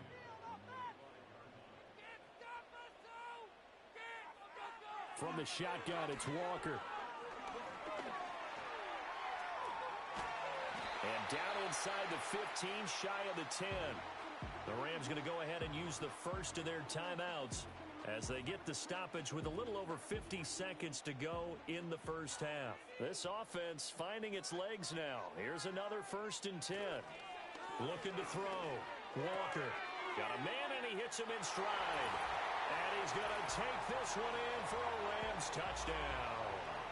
Puka Nacua, an 11-yard touchdown. And the Rams are on the board here in the final minute of the first half. The way this one was going, you just got the sense they needed something before half. They've at least got something on the board now. Still trailing, but a good sign. That takes me back to our preseason tour of NFL camps. You remember we talked with that one coach who said his emphasis this year was scoring in the last 2 minutes of a half, heading into the locker room. This hits it right there. Take that momentum, take that good feeling, and take it to the locker room, regroup, and start over. They got it. They need a lot of football, a full half to be played. So just a 3-point game now as they send this one away.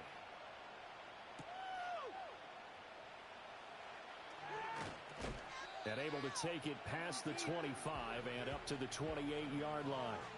The Jags going to go on offense now late in this first half. And leading 10-7, they may just want to get this to the locker room. And Lawrence will throw. Now throw on the run, but that's going to be incomplete. No sense risking anything there on first down. Even though he's still in the pocket, he had a receiver out to his side, so just put that in a spot where the only people who can make a play on it are the trainers and the coaches. Well done. A short throw to Ingram, and he gets this up across the 35 before he's out of bounds. That'll leave him with a 3rd and 2 coming up. They got 8 yards there. Now Lawrence to throw. Work in the middle of the field, and he's got a man complete.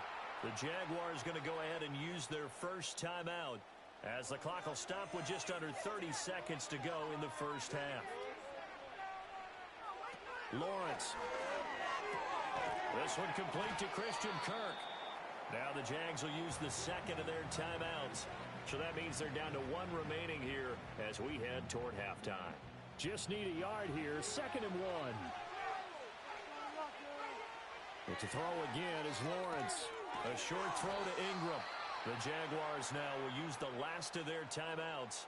And with halftime on the horizon, they'll be out of timeouts from here forward.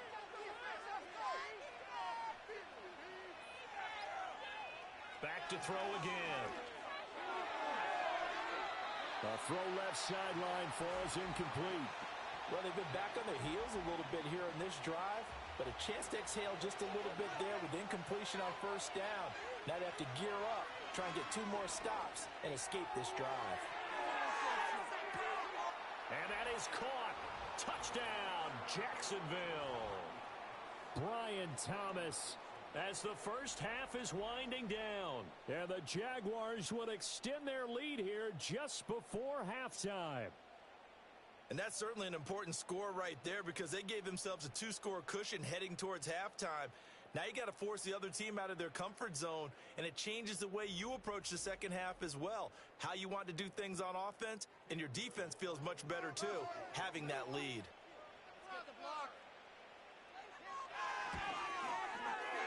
Extra point right down the middle, and his guys will take a 10-point lead. So that drives 7 plays in length, and it culminates in a Jags touchdown. So not much time to speak of remaining in this first half as the kick's away. And not wanting to risk anything here late in the half, he'll just take a knee, and they'll bring the football out to the 25. Set to begin their next drive, the Rams offense at the line. And only 6 seconds on the clock, so time likely for just 1 play. Now a timeout taken. Perhaps a chance for 1 more quick play and then another timeout if they hurry. We'll see. And the Jags get to him as down he goes.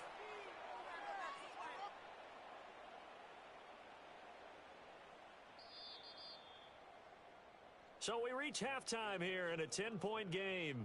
As we'll send you back over to Orlando with our EA Sports Halftime Report, here's Jonathan Coachman. All right, Brandon, thanks. A few teams starting to rise to the top as it's time to take you around the NFL here in Week 6.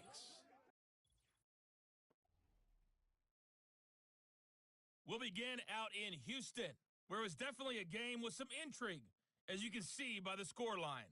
Brandon Ayuk leading the way with 3 touchdown catches. From there, we head to Foxborough to check on the Patriots at home at Gillette Stadium. And they were winners in that one over the visiting Carolina Panthers. Kevin Harris, 2 touchdown catches in the victory. Finally, let's get right to the center of the U.S. map and check in on the Chiefs at home in Kansas City. And they were winners in their ball game over the visiting Buffalo Bills. Hollywood Marquise Brown, a touchdown catch in the victory.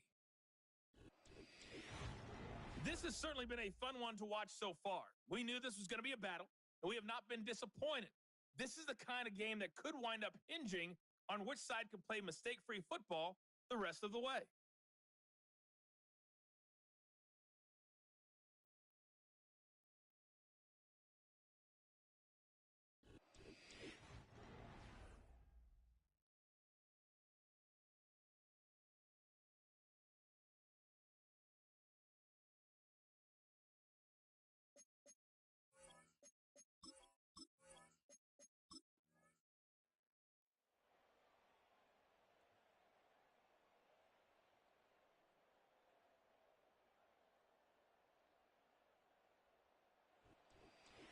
Well, you really can't ask for much more than what we just had here. Not only a close game that went down to the wire, Charles, but a clean one, too. No turnovers in this contest. And I think you're exactly right about that. To me, this is just a pair of offenses trying to find the slightest bit of separation from each other.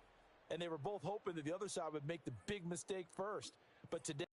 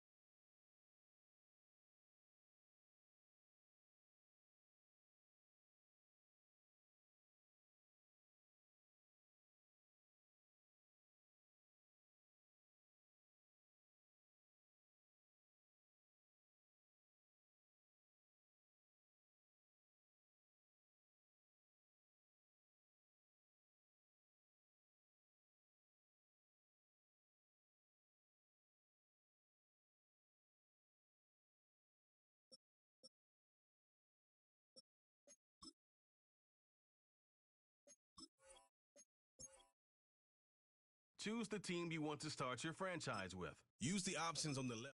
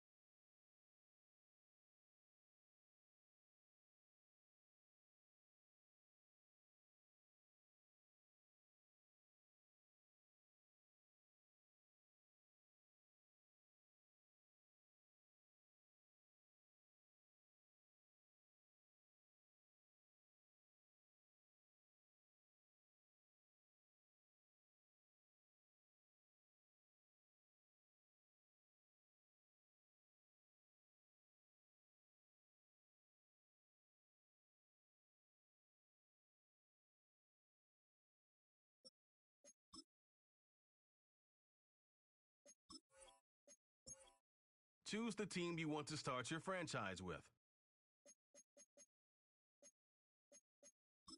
Use the options on the left.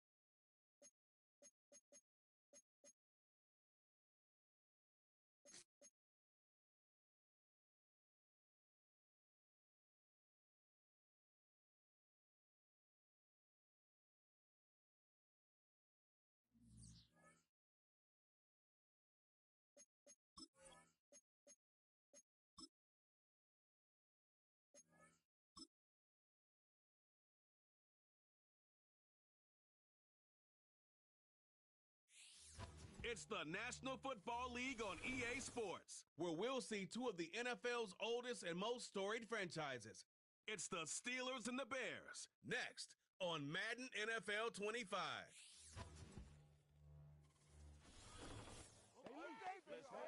Now from the second city of Chicago, head to LHO Drive, you find Soldier Field, home of the Bears. And so good to be with you. Mike Tirico, Greg Olson here in the booth.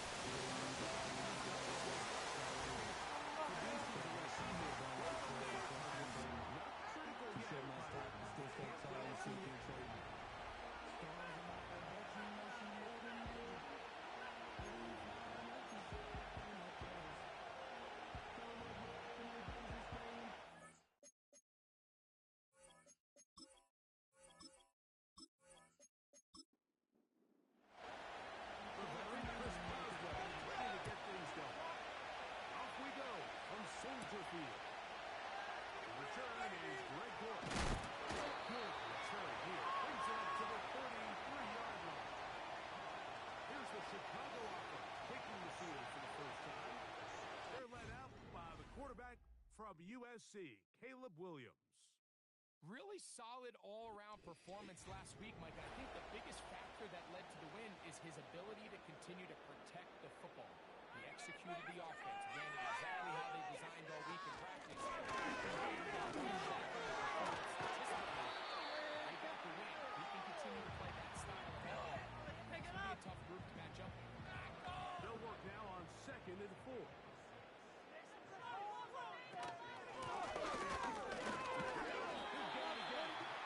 He'll get about 3, and that's going to lead to 3rd down.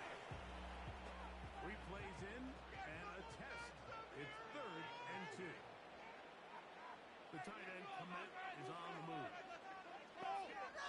On 3rd and 2, it's Williams.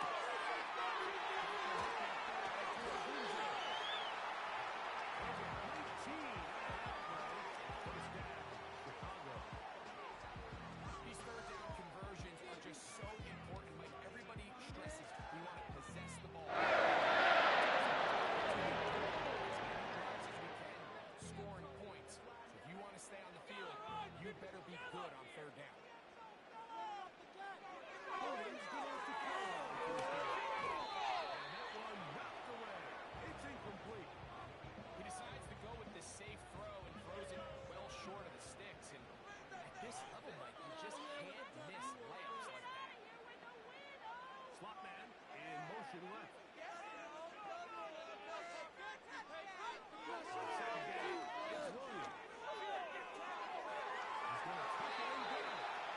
And he slides and covers up at the end, avoids the hit, and picked up decent yardage along the way. 3rd down. 3 to go. A tight end in motion now. 4 and 4 yards. Here's Williams. Down to the flat, and it's complete. And he can't get away. They rally to the football on defense and bring him down for no gain. On 4th down, it's Cairo Santos on for the Bears field goal. This from an even 50-yard out. Santos' kick is good. And the Bears are out to an early 3-0 lead. And that's a good drive right out of the gate. They're able to make some plays, move the ball down the field. I know they didn't get a touchdown, but that is a good positive result. They're trying to pin him deep. They'll take this 33. Across the 20, they'll knock him down before the 25-yard line. That's where the offense will take over. The Steeler offense ready to take the field for the first time. They'll be led out by a young man who's making a name for himself, their rookie quarterback. You hear people talk about it all the time, and it's especially true, Mike, for young rookie quarterbacks, is just the speed of the game. They had a lot of success in college. They're probably the best player on their team, but just everything is faster. Everything happens with a little more urgency.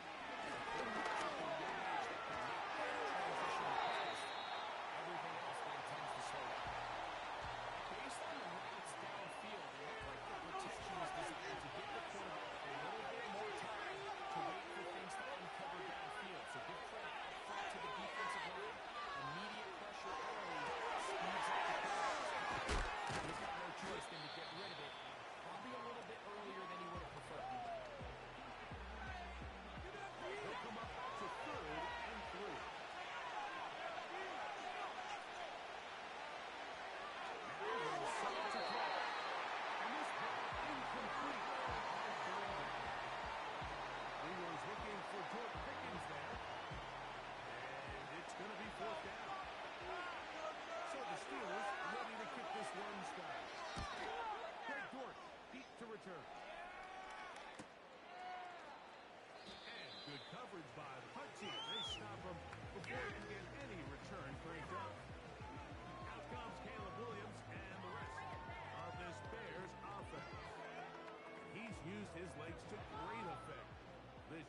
both when the pocket breaks down and by design, as you check out the league leaders in quarterback rushing yards. And the defense right on that. I don't know if keeping would have done any better. No gain on that one. They'll try again here. 2nd and 10. Here's Williams now to throw. They'll look to set up the screen here. And knock him down just shy of the 40. Every once in a while, to just make a play. It wasn't a whole lot fancy here. The quarterback just dumps the ball down, a quick underneath completion, and then really it's the yards after the catch that did the rest. And that's what it takes. You're not always going to have the perfect play. You're not always going to dial up the perfect play against the perfect look. Sometimes players need to make plays, and that was a good one there. And he's going to be stopped in his tracks. He'll lose a couple of yards on that one. How often do we see linebackers be so fast trying to track down the ball carrier that they end up actually overrunning the play and allowing the running back to cut back? But not this guy. Does a great job staying in phase, stretching his ball out sideways, and he brings him back in. A very nice open field tackle there. He could not get free. Gains nothing.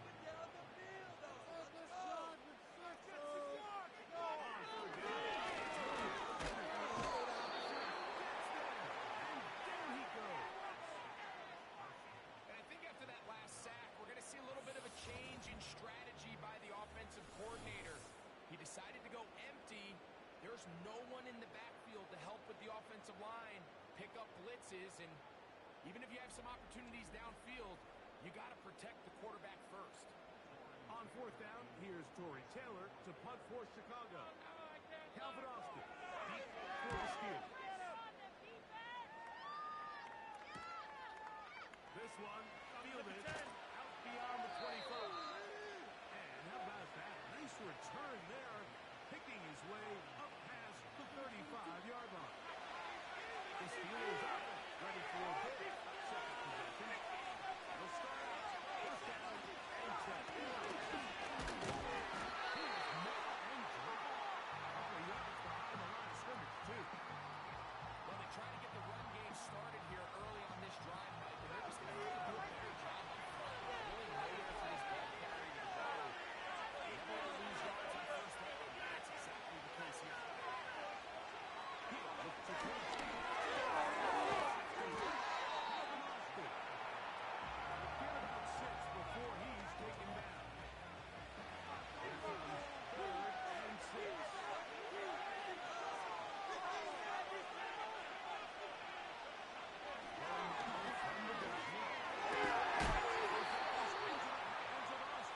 A gain of 11 on that one. Good for a Steeler 1st down. Back-to-back 3-and-outs, and not ideal to start the game in that manner. So that's a really important throw right there. Let's see if they can build something from there. Brings up 1st and 10.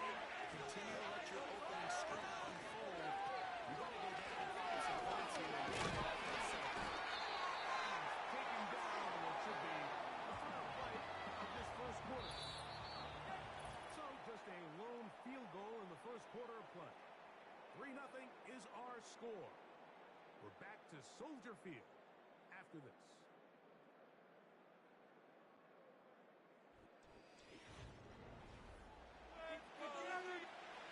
Here's a 2nd and 9.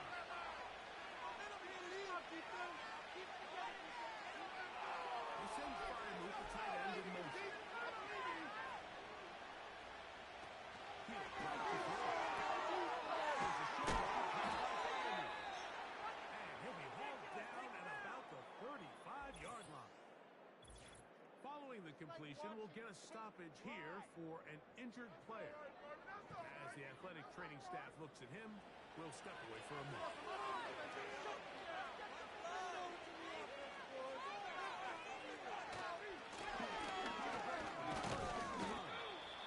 Not much there, maybe a yard. Here's 2nd and 9.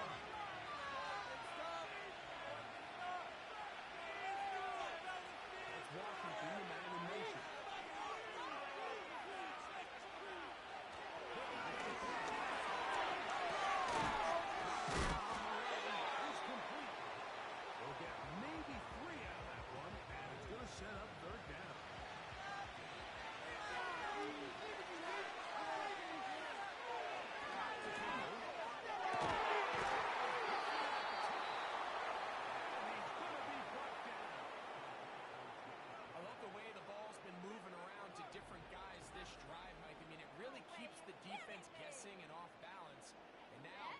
defense is going to have to figure out how to keep this offense out of the end zone because it's first and goal.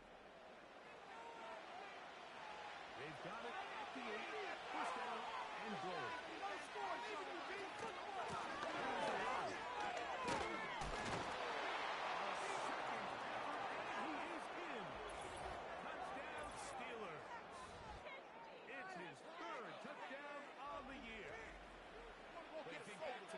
Possession of this game, like it resulted in a punt. Not exactly the fast start the coaches told us was so important as this game unfolds. They get the ball back for possession 2. Now they try to find some rhythm, find their identity of the game plan, and they come away with 6. So that's how you bounce back in this league. It's not always going to be perfect. Really nice job settling into this game here with their second possession.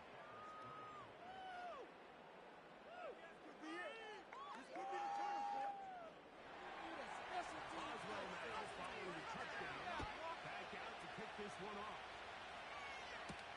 Dortch now to return it. They'll get across the 20, mark them down 23-yard line. So out comes the Chicago offense as they get set to take over once more. Trail by 4, touchdown gives them the lead. Drive begins with first and 10.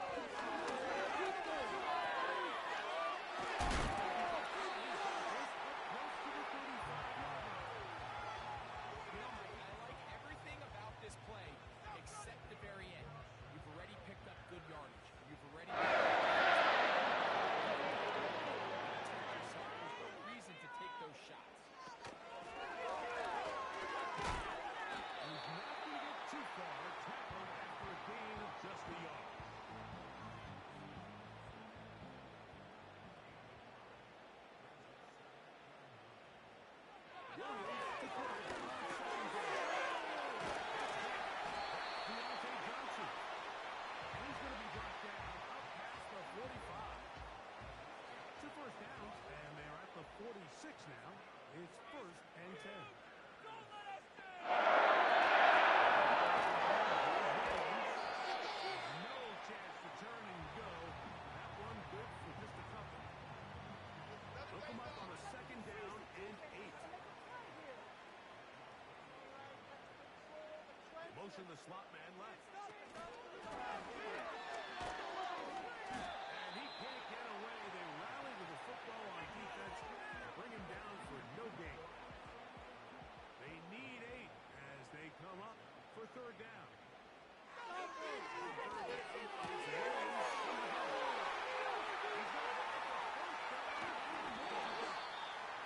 be taken down. You want to score points at a high level in the NFL, you have to generate explosive plays. And after that big chunk pass play,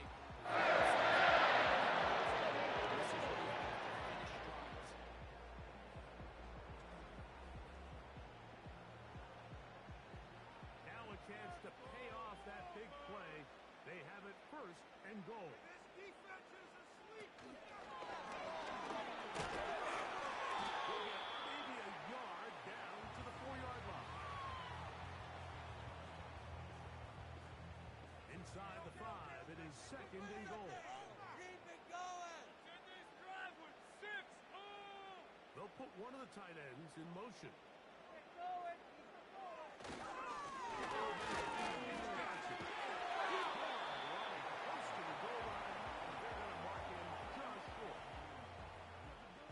Looking for that final yard. It's third and goal. Keep it together.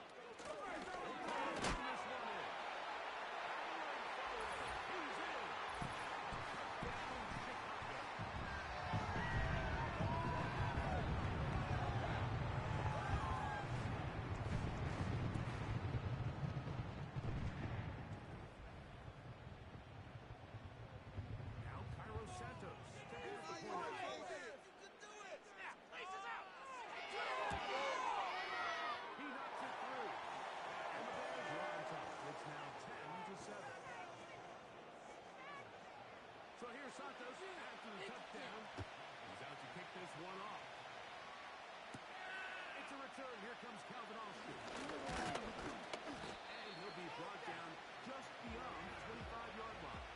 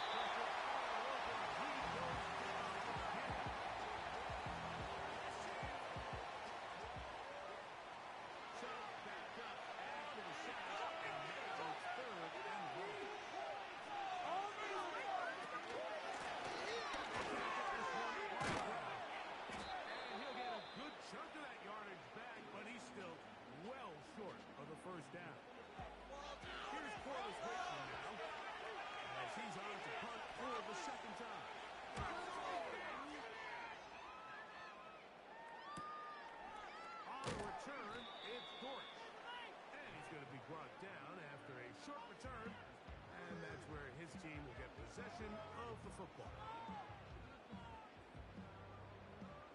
Ball rests at the 37. It's 1st and 10. This is your game to win. Operating from the shotgun. Intercepted. And the Steelers have excellent field position as they take over right at midfield. Anytime a team can go nickel and dime and come off the field with an interception, I just am constantly reminded of the importance of defensive back depth when you're building an NFL roster. I mean, think back. This is not the old NFL base 3-4, base 4-3. Offenses are going to roll out 2, 3, 4 high-level wide receivers at you in this pass-first modern era.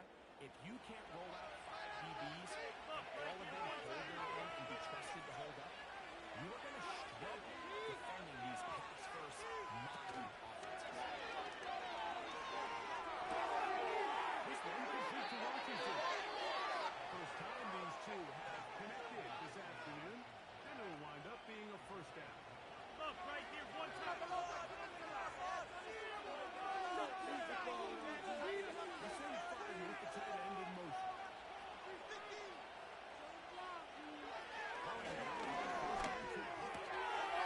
Looking middle of the field, it's complete. And he's going to have the first down. They're also in field goal range at the 28-yard line. Slot back and motion left. First and 10.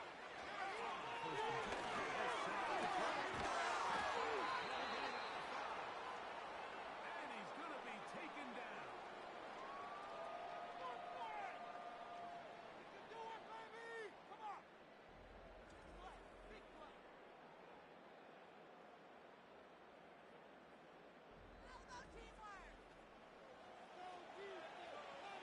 So here's a chance to take the lead going into the locker room. It's 1st and goal.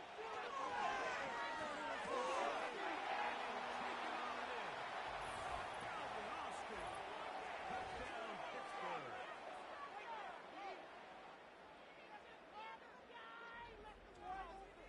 Let that happen. Stop anybody.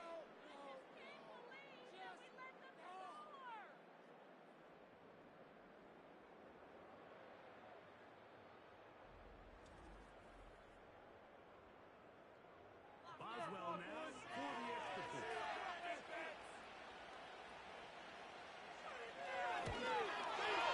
He's got it. And the Steelers are on top. It's 14-10.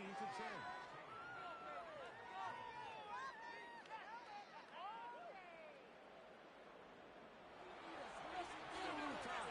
Final minute of this first half. We'll see if they can do anything with this kickoff that is coming their way. He'll work his way across the 25-yard line. The Bears offense will see what they can do in the final minute of this first half.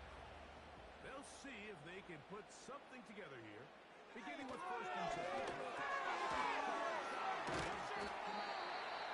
He's close to a first down. The gain and misses a nice pitch and catch on 1st down.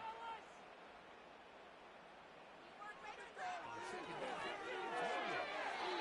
He got rid of that one quickly before the receiver even knew what was going on. That's incomplete. They'll look to pick this up 3rd and a yard. From the shotgun, it's Williams. And on 3rd down, that ball incomplete. Rome Odunze, the way he was looking for it. And it's going to bring up 4th down. Here's Tory Taylor now, as he'll punch it away for the 2nd time. Here's Austin. He took a pretty good look at the end of that one. The Steelers offense going to take over just before the half. Philippe sits at 4. So we'll try to add on to that. His drive begins with 1st and 10. They will stay on the ground to run that clock. And he's starting to get free. A lot of work there for a gain of 3.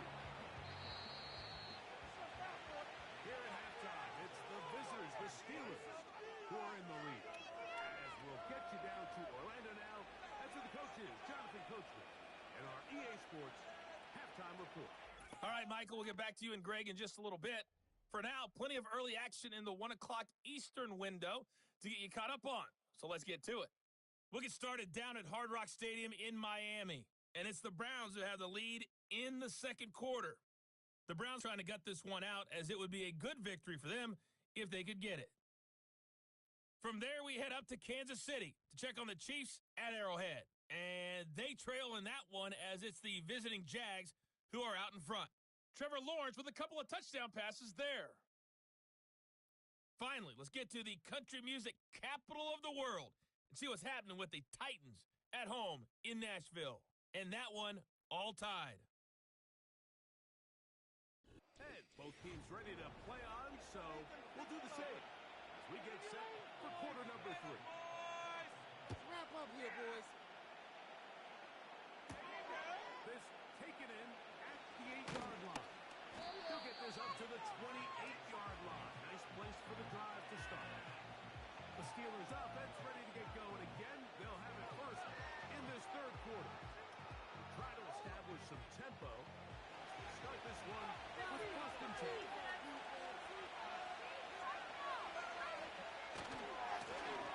The third quarter begins with a run. And he'll go forward for a couple. It was Kevin Byard that time to make the play. Second down and 8.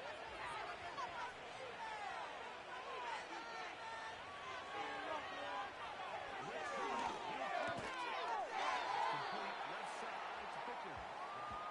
Goes brought down. That pass is going to pick up 4. Bring up third down.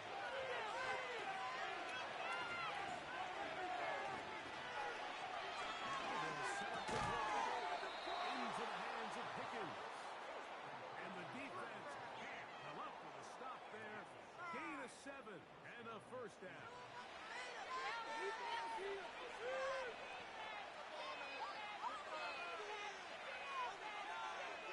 They'll throw. That's complete on the slant. And they bring him down, but not until he crosses midfield. They'll break the huddle. Coming up now for first and 10. They put Pickens in motion.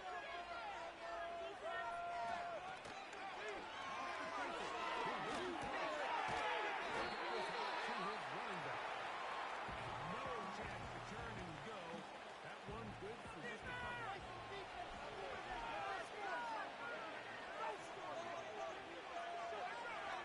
To the air one more time. And they'll work this close to a first down, maybe just a tad short. Third and a yard.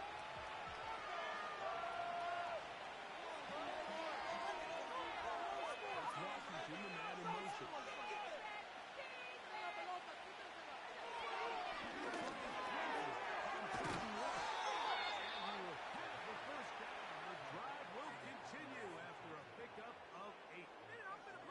When you decide to throw the ball on 3rd and 1, typically, Mike, what you're doing is you start from the top down. If you have the big shot downfield, take it. If not, the quarterback works through his progression, finds the medium target, picks up first down.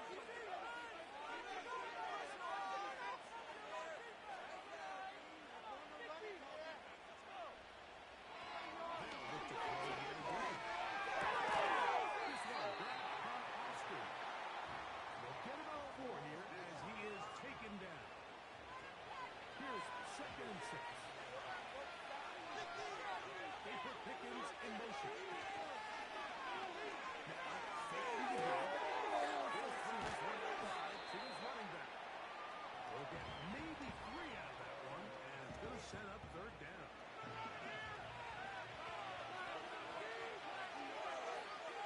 This one fire with the tight end in motion.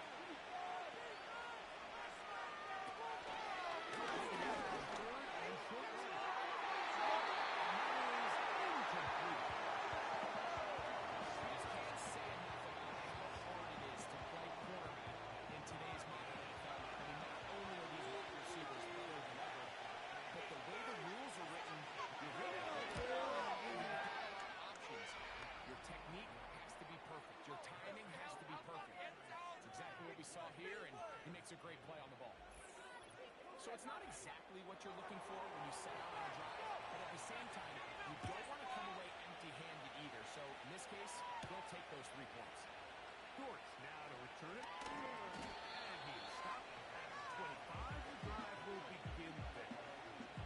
The Bears offense ready for it there.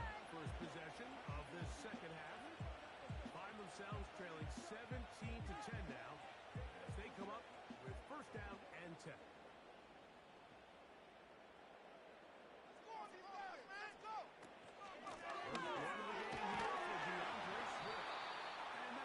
Short game up to the 27-yard line.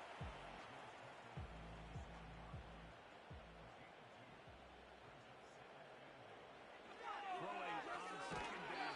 Williams. For the most part, he's been very accurate with the ball. He's completing over 60% of his passes, but because they haven't been able to get any big explosive plays, continue to push the ball downfield, hasn't really translated on the scoreboard just yet. On third down, it's Williams. And that is incomplete. The intended receiver. And it's going to lead to fourth down. The Bears sending out their punt team. Come on, guys, dig deep.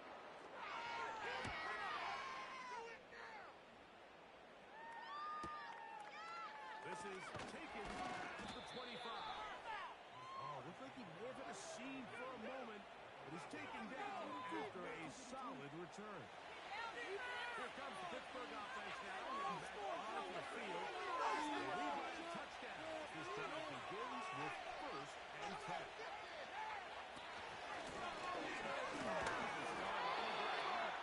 He'll be stopped off at the line of scrimmage. No gain on the play. We'll try again. It's second and 10. They send Freiermuth, the tight end, in motion.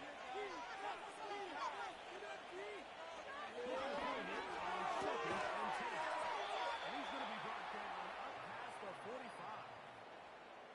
Just seems like every year, Mike, the tight end position just continues to grow within the passing game. And the stash is a bigger and bigger role. Listen, you know I'm biased, but you want a good passing game, you better have a good tight end. So if you take a look at the box score, Mike, you realize here they got the lead.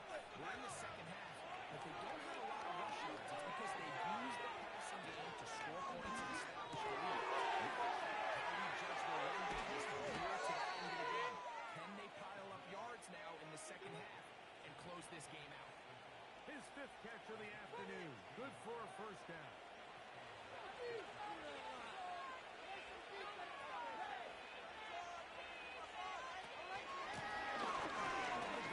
Here's a handoff, and he's going to be brought down here on what will turn out to be the final play of the third quarter. So we are through 3. We'll return with more after this. This is the NFL on EA Sports.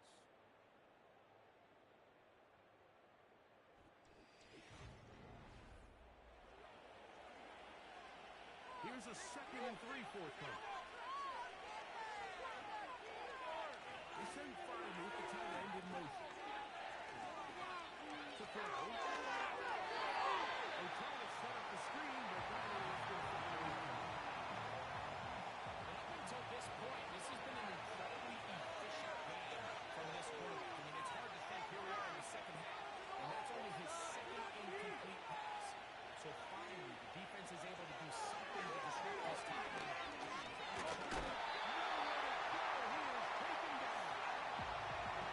When you can win so fast as an edge rusher, you put so much pressure on the quarterback to speed everything up.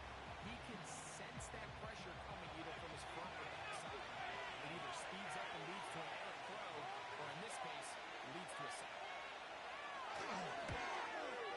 And this one, right down the middle. It's good. And that could be big. They now take a 2-score advantage. Back out is Boswell following the field goal. He'll send this one away. From the 6, here comes a return.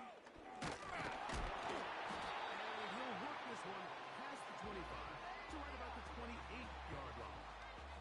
The Bears offense getting those helmets back on, ready to head out for their next possession.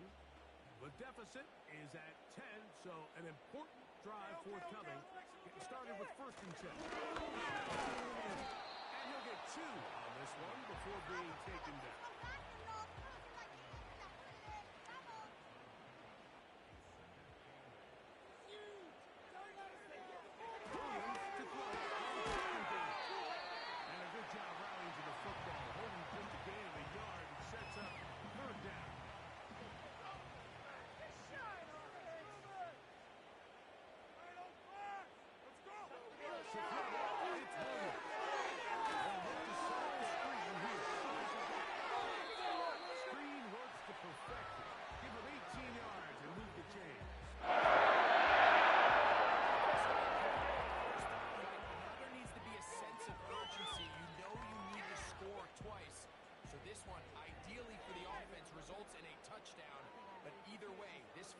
Score of the 2 needs to be fast, because you need every possession you can here late in the 4th quarter.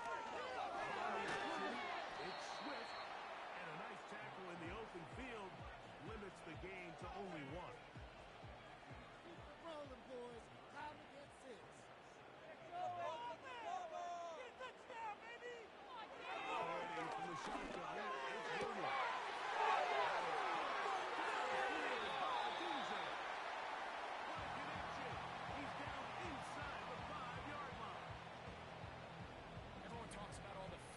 Qualities to play quarterback in the NFL, Mike, and of course that's a given, but it's really the cerebral approach to the game that separates the best from everybody else, and I think both of those things were on display there, as he did not only a great job of finding the vulnerabilities of the back end, but then once his guy was there, it was that arm talent that put the ball in the exact right spot.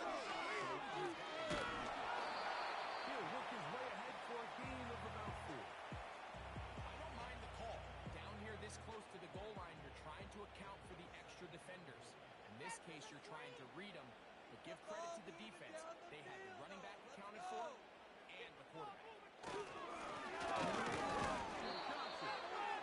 Trying to find a crease in there. It's a big pile of bodies, but he is going to come up short.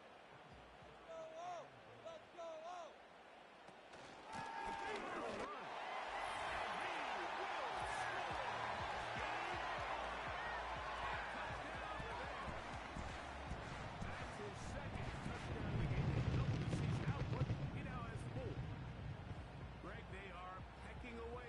One now, very big touchdown, gets them right within reach of pulling this comeback off. Well, Mike, at the very least, they've given themselves a chance. But how do they get a stop and get the ball back to the chance to really make this one interesting? So they've cut into the lead, now just a field goal behind as they kick it off. Austin now to return this. And it'll be brought down past the 25. Decent field position to start this drive. Visitors offense starting to trot out for this next possession. They leave out a field goal as they go to work with a 1st and 10. They put Pickens in motion.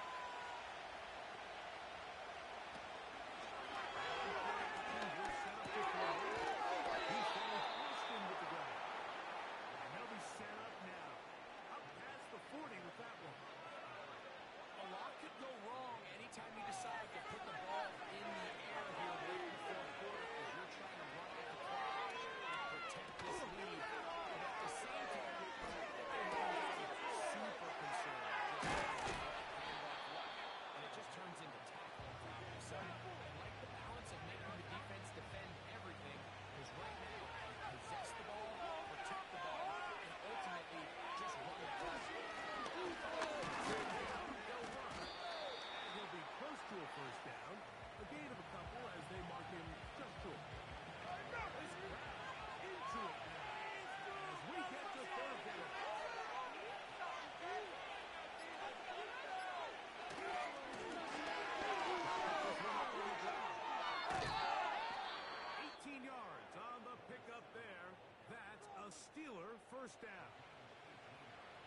fourth quarter, you find yourself protecting a one-possession lead.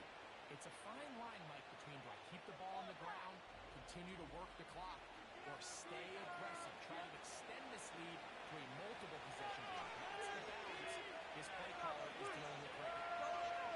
Motion to slip and left. To the air now. And first and 10. Taken in. They'll be taken down rather swiftly after a gain of just 3. 2 minutes remain in the fourth quarter. Greg and I back for the conclusion. In a minute, they face second down and 7.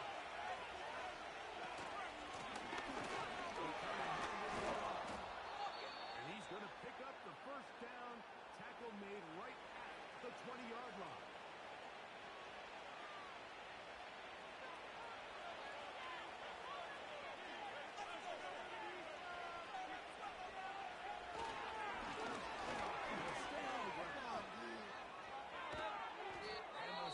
Are going to have a first and goal coming up. They try to finish off this drive with 6 points.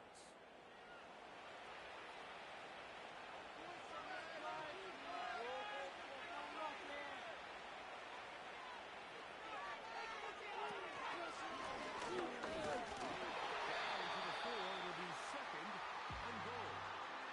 The Bears go ahead with their third and final timeout. And they'll get together prior to the second down play.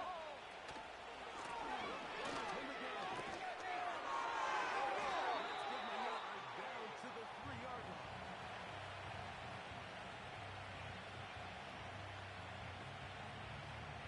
Third and goal.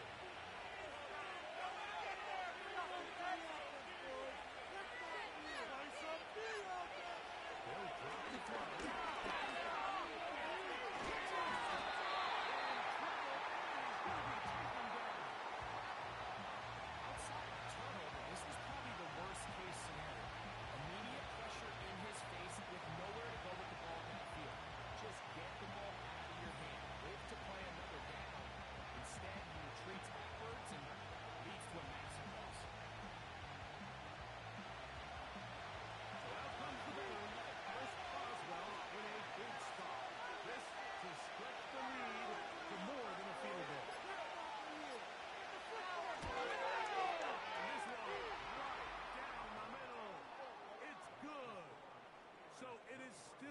One-score game, but a little more breathing room now. So the kickoff team out there one final time in the final minute as they kick it away. And no chance to return this one through the end zone for a touchdown. The Bears offense ready to see what they can do with this next possession. The deficit, 6 points. A touchdown here would be mighty nice for them. First and 10. They'll be forced to just throw that one away. It's incomplete. Well, it's safe to say this offense now is entering desperation mode. They have such a long way to go with such little time to do it. You're thinking chunk plays, get off the edge. You have to stop the clock and continue to pick up as much yardage as you can to, at the very least, be in position to take one Hail Mary shot to the end zone. This is a tough spot. Third down and 10.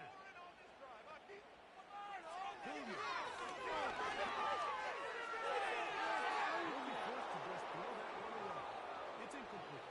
This is one of those situations that plays directly into the hands of the defense because think, Mike, they know this offense has to be one-dimensional. This has to be a pass. So what do? They bring in extra defensive backs. They clog up the back end. At the end of the day, there's just nowhere for the offense to go. And it's going to be incomplete. The defense moves here in the final minute, and they're going to get out of here with a victory. So this one, a win for the visiting Steelers. They were the aggressors from the start, able to dictate the pace of play. In the end, they come away with the victory. Waste of time. In the city if y'all don't score.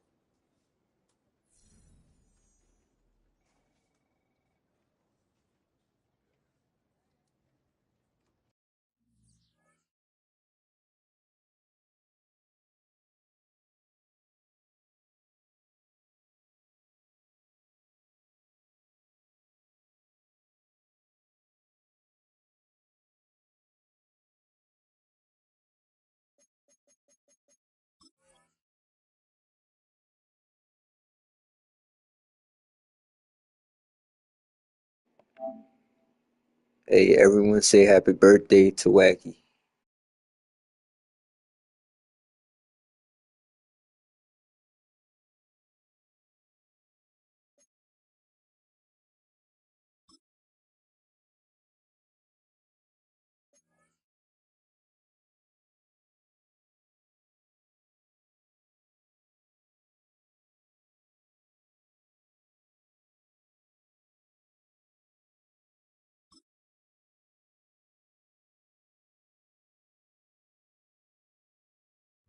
It's the NFL on EA Sports.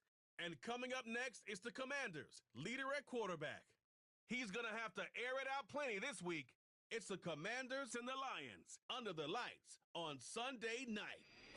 It's the National Football League presented by EA Sports.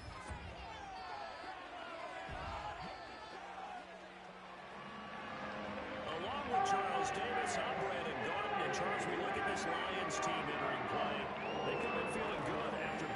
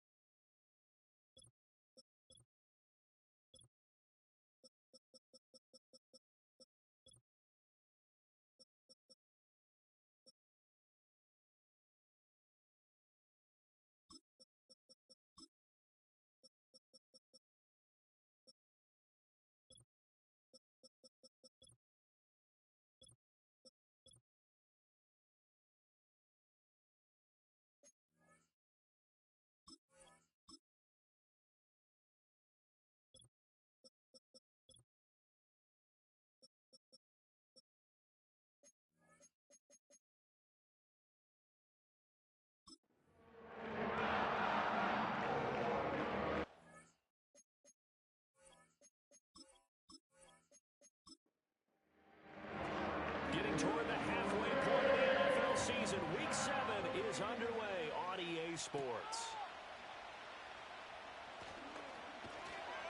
And the tackle going to be made right there at the 25-yard line.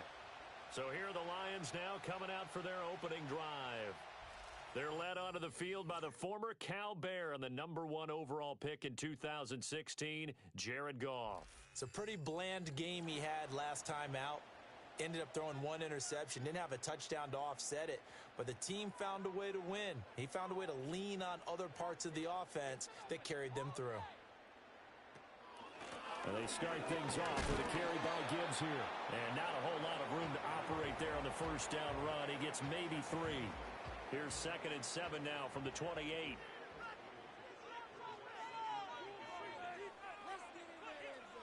Here's Goff. That's caught. It's Sam Laporta. And he's out of bounds, able to take this one up to the 35. That's good. The completion there for 7 yards. And that's going to make it 3rd down and less than a yard.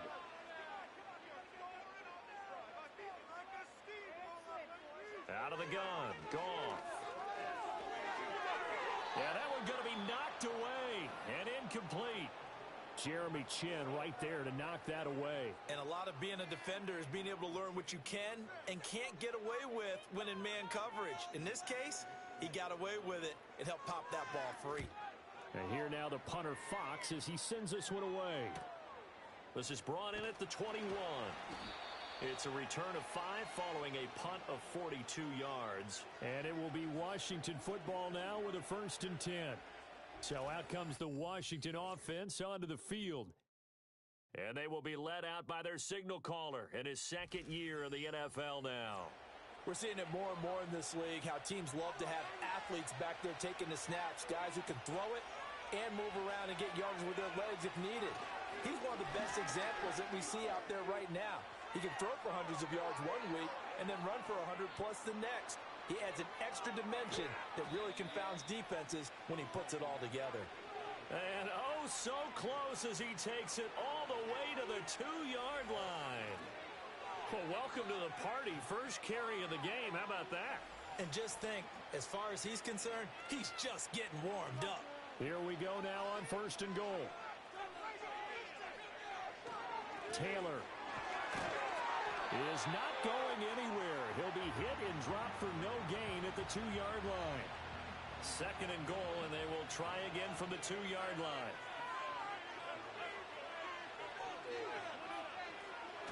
Ekeler will score. Touchdown, Commanders. So both sides of the football contributing here early. Their defense forces the punt, and then the offense takes it down the field and punches it in on the short touchdown run. And, Brandon, that's good complementary football, and that's what they're going to need if they want to get out of here victorious. Austin Seibert on for the extra point. He hasn't missed an extra point all season, and he won't miss this one either, and it's 7-0. Scoring summary, 3-play drive. And it's Austin Ekeler who finishes things off with a touchdown run. Following the touchdown, here's Seibert now to kick it off.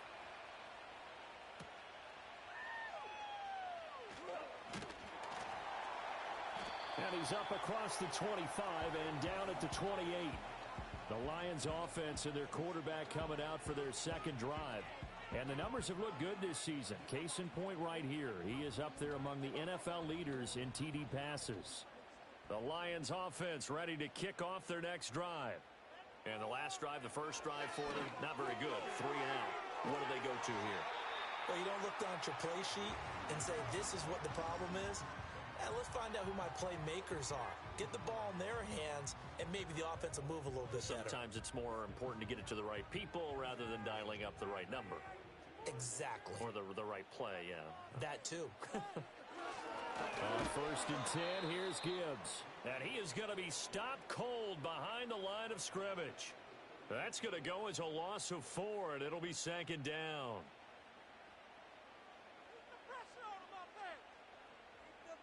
And they'll send the tight end in motion here. To throw is gone. Finds Gibbs on the check down. So nothing doing there. And that'll force upon him a 3rd and 14. You talk about this Washington defense. They were terrific a week ago in the win over Seattle. And the big difference in the game? Their ability to force turnovers. Multiple, in fact. Being able to take the ball away, give it back to their offense, the big difference in the game. It was impressive. Now the question, can they duplicate it? That looks like it's going to be 2 empty possessions now to start this football game. I think they're going to have to sit down and talk about what worked for them last week in their win. Sometimes you over-game plan, overthink things, get back to what works. This will be fielded at the 17. That'll go as a 42-yard punt, but a net of 32. They had a 10-yard return. And the Commanders will take over with a 1st and 10. The Commanders' offense, led by their running back, headed out for the second possession. Out there set and ready for this next drive, the Washington offense. 3-2, their record through the first 5 games of the year as they got the victory last week. It's still early, just October, but what have you seen from these guys so far? Well, what I've seen is a team that's still figuring out all their pieces because they've got some new faces from a year ago, add in some new draft picks. Sometimes it takes a month or so before you really start to gel as a team and for those players to figure out their roles. But right now, I see them starting to elevate.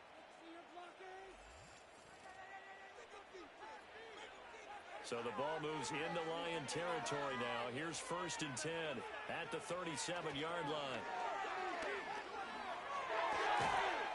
And that's going to be incomplete. Too tough to hold on to that one. It's 2nd down.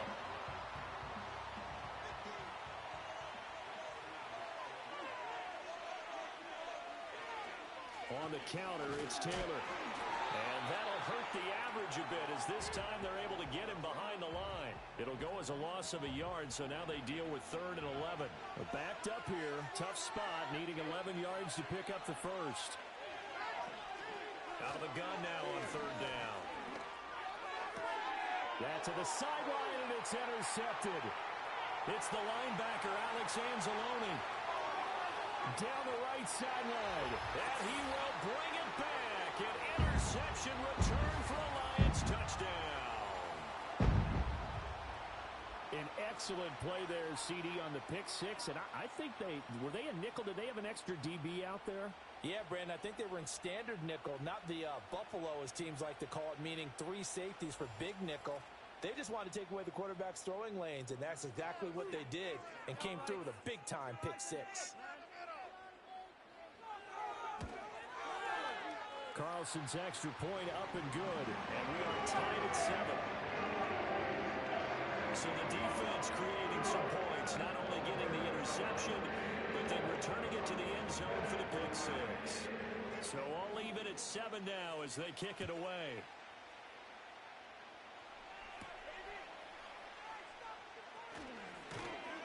And he brings us out past the 20 to the 24. The Washington offense set to take over again. And remember, they were just out here a moment ago through the pick six, so we'll see if they can take better care of the football this go-around. Yeah, and sometimes, partner, I think it's almost better that you just throw the pick six and you come right back out on the field. You're not over on the sidelines dwelling for it for very long. You're not hearing everyone say, oh, hey, you'll get them next time. Hey, don't worry about it.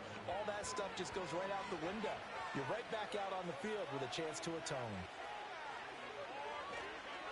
Here's a play fake as they set up to throw.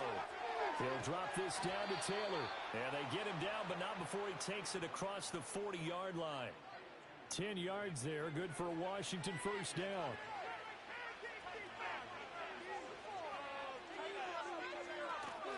They give to Taylor out of the gun. And not much there at all. Maybe a yard up to the 43. Under a minute to go, clock running and a back-and-forth first quarter of play. Second down, another run with Taylor. And this one not going anywhere. They get him at the 44 for a gain of just a yard.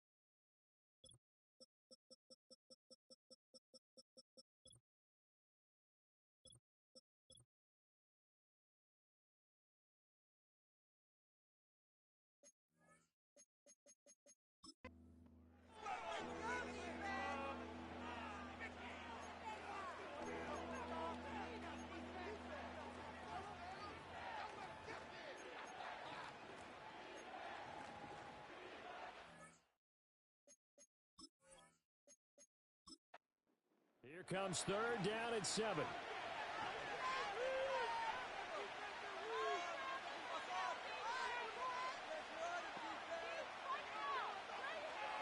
Back to throw here. And a throw there going to be incomplete. How about this defense? They came up with a couple big plays in this sequence, and none better than the one right there, forcing the incompletion and bringing up fourth down. And he was called on 3 times in the win last week as his first one here's away. These two teams all tied after one.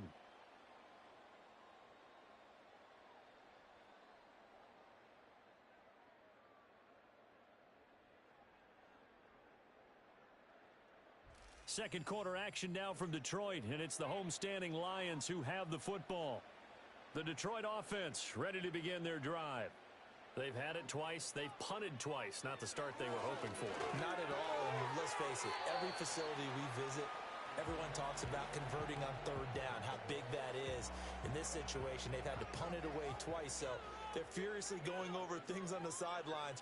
What do we need to do to pick up a first down and change our momentum?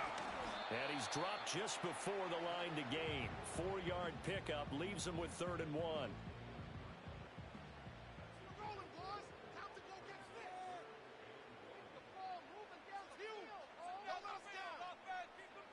Goff.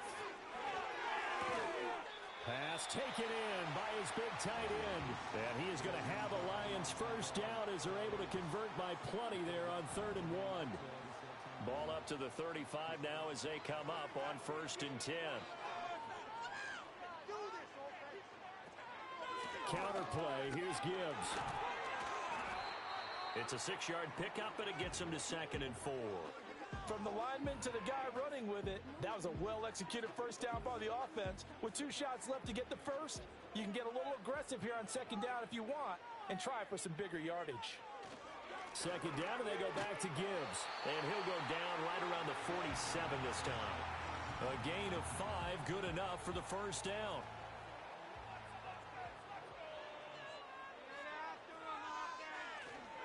Another run for Gibbs here. And a good push there defensively as they stop him at the 48. A gain of just 1. From the 48-yard line, here's 2nd and 9.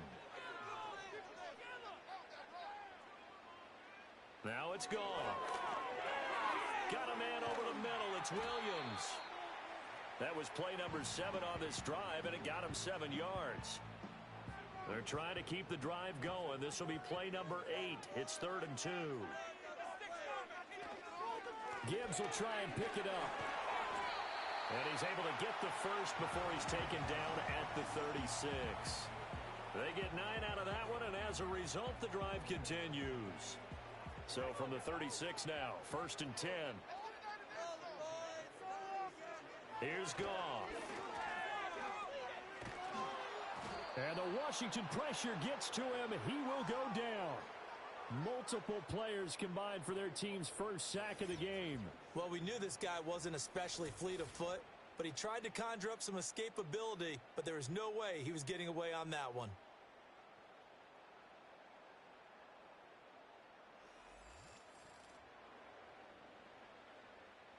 That huge loss on the sack makes this job much more difficult. It's now 2nd down and 22 yards to go. That's to the tight end, Laporta. And he's going to be taken down. Plus, there's a penalty flag in the backfield. They may get 15 more on top of this.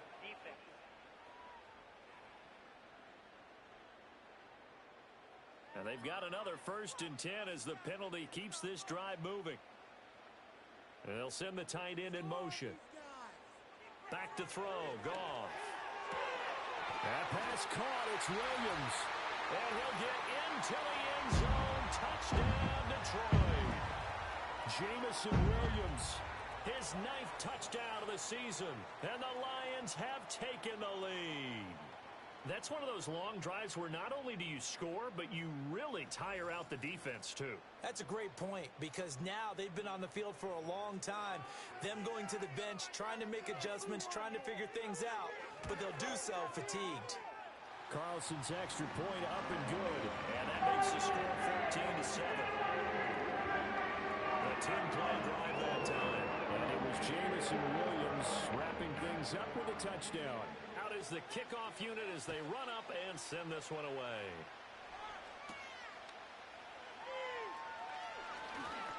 Strong running at the 30. A solid return, pretty good field position. They'll start at the 32. And the Washington offense going back to work.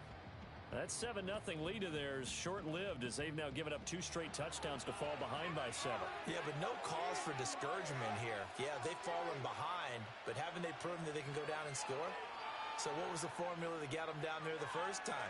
Get back to something close to that, and maybe they can get this game tied up. Well, that one drops down, incomplete. Good coverage there, forced the ball free, and it's 2nd down. Now they'll throw here out of the gun. That's caught. It's a rookie from Oregon.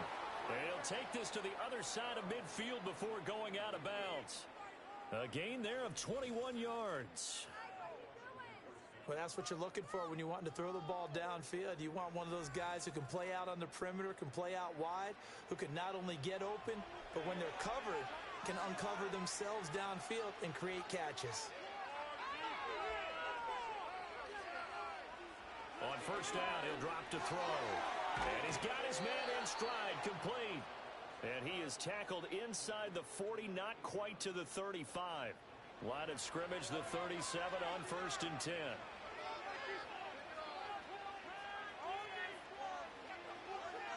They'll stick with the passing game as he looks to throw. Looking for McLaurin, and he's got him. A good gain of 9 before he's brought down at the 28. We've hit the 2-minute mark of the second quarter, 14-7. Second down and a yard. Back to throw again. And that'll be incomplete. Took a pretty good shot as he tried to pull that one in. Couldn't hang on, third down.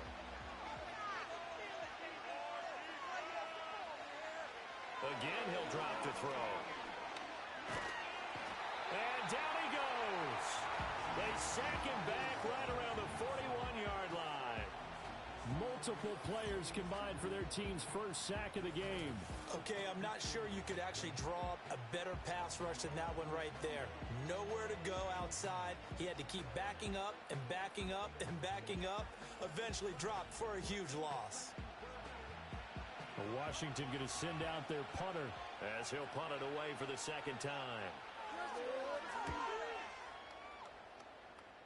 And no return here. Where will they spot it? They say just outside the 20-yard line. The Lions offense and Jahmyr Gibbs headed back onto the field. And he's run the ball well to this point in the season, right there in the mix for NFL leaders in rushing. The Lions offense ready to kick off their next drive. It was still more than a minute to go in the half. Time to try to mount a drive. And I would think that they would have to. This is today's NFL. You got to push it whenever you get an opportunity. You can never have enough points with the high-powered offenses that you face. And analytics will tell you, try and score when given the opportunity.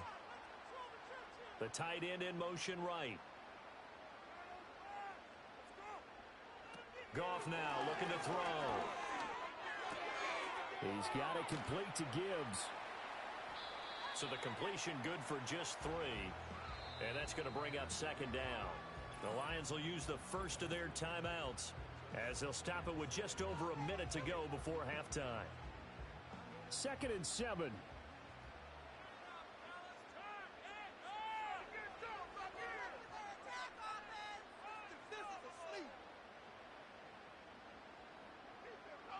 Goff. Short pass here taken in by Laporta. That'll go for a gain of 7. And they'll be faced with a 3rd and inches. Goff now looks to throw. Work in the middle of the field, and he's got a man complete. And he is going to have a Lions first down as they're able to move the sticks with a gain of 4 on 3rd and inches. The Lions now going to use the second of their timeouts as they'll stop it with a little over 30 seconds to go in the first half of play. From the 50, it's gone. And this will be incomplete. Physical play on the football there, and it's second down.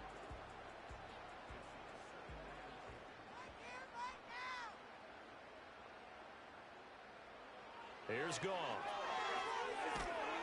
And he cannot avoid the pressure as the Washington pass rush gets home. They push him back 8 yards that time on second down. The pressure that time right up the middle, and he was able to wiggle in there pretty easily and get the sack. Yeah, sometimes you end up getting caught in a little bit of a breakdown about who to block up front, and that creates the gap there, and he took full advantage, got to the quarterback, and finished off the sack. On third down, here's Gibbs. And he will be brought down at about the 43 that time. And Washington now going to use the first of their 3 timeouts, as it comes with 22 seconds to go here in half number 1. He's been a busy man here in this first half as he gets it away. And that hits at the 6 and carries into the end zone for a touchback. 15 seconds, all that remains for this first half as they come up 1st and 10. They'll indeed try to run it out as they start on the ground. And he'll just push his way forward for a few as the clock will run. So we've reached halftime here in Detroit with the Lions out on top. As we'll head down to Orlando, that's where we find our man Jonathan Coachman at our EA Sports Halftime Report. Coach. All right, Brandon, thanks very much. Well, we'll move right through the break then, skipping halftime and back to the field for the start of the second half. And we welcome you back live now inside the booth alongside Charles Davis. I'm Brandon Gaudin, set and ready to rock for the third quarter. And it's a pretty good return here as he'll get this up to the 29. First chance for the Commanders offense now as they head out for their opening series of the second half. Well, out of the locker rooms here they come, their first drive of the third quarter. And Charles, they're trailing in this ball game, but we got a tight one set up to be a very entertaining second half. And as we know, partner, in the NFL, there's trailing and there's trailing, right? Sometimes you're discouraged by how much you're down, but in this case, this is a tight ball game, so there's a sense of optimism here. I think they went into half and looked at their play sheet and said, these are the plays we really like. What do you say we use them to start the second half and get us going? And it's knocked away and incomplete. I'm sure this isn't a novel thought, but maybe run some simpler routes instead of trying to get it all back in one shot. Defense certainly appears to be ready for them. Try and get it back little by little instead of in big chunks. And Taylor, I don't think he got there. No, he did not. Unable to break free, and he's marked short. Defensively, they rallied the troops to force fourth down after that 7-yard pickup back on first. Part of the thinking when you bring in extra tight ends, you're hoping that each of your guys gets those one-on-one blocks and creates a crease for your runner. But the converse is, though, you've got to win those one-on-one blocks. And when you don't, that's the result you end up with. A 40-yard punt, 1 yard on the return, and the Lions will take over. So here are the Lions to take over. They've won 2 straight, and they lead this one as well as they come up on 1st and 10.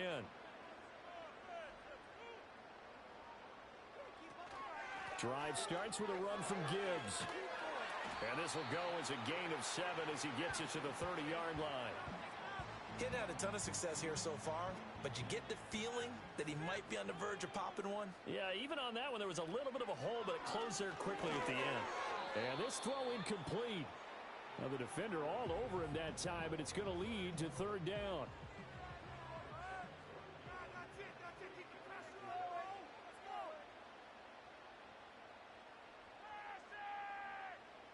Goff now to throw.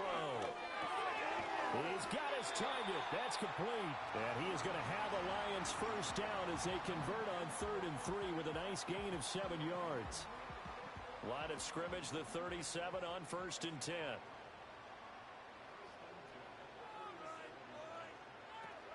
They'll fake the give. Now Goff. That is caught by Laporta. And he has a big gain inside the 40 before being dropped. That one goes for 24 yards. Oh, a lot of credit to the play caller here. He saw the design in his mind and implemented it. A little zone stretcher here because they started the tight end on the left side of the formation and sent him on a crossing route. And this works really well where you can find that space between levels, and they were able to do so for good yardage. And he'll work it inside the 30 to the 29-yard line. 43 yards rushing for him now in the ball game. So not quite a first down just yet as they come up on 2nd and less than a yard.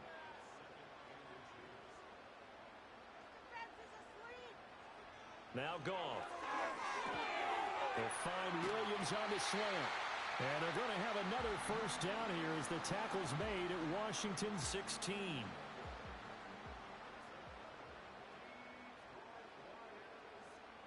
They'll bring one of the tight ends in motion left. To throw is Goff. That's complete to Laporta. And this will leave him a yard short. Nice pickup of 9 yards on first down.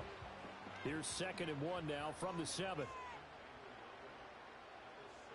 that momentum offense. Now Goff. Got a man and he hits him in stride. And he'll get this down inside the 5 to the 4 before he's out of bounds.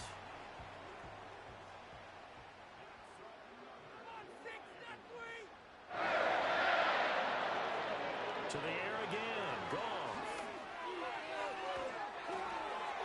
this one incomplete. The pressure got to him as he released it. And it's second down.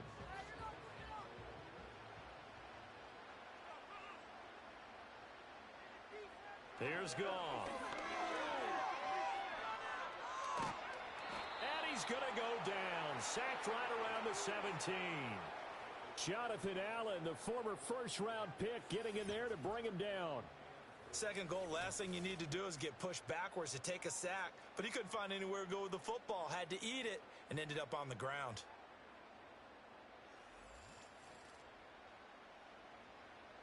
This has been a long drive. You got to figure a field goal would be a letdown. Can they convert now on 3rd and goal? Goff. Throw to St. Brown, complete on the left side. And they go the wrong way here. Knocked back to the 20. It'll be a loss of 2 on the play. And it'll be 4th down.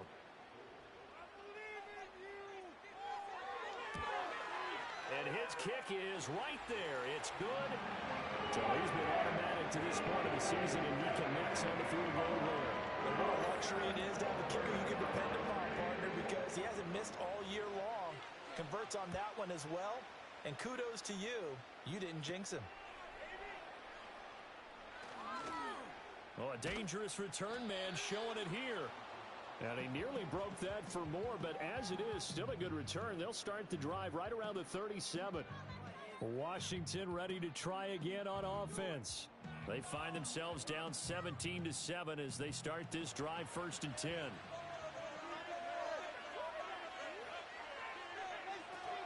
A carry by Taylor to start the drive.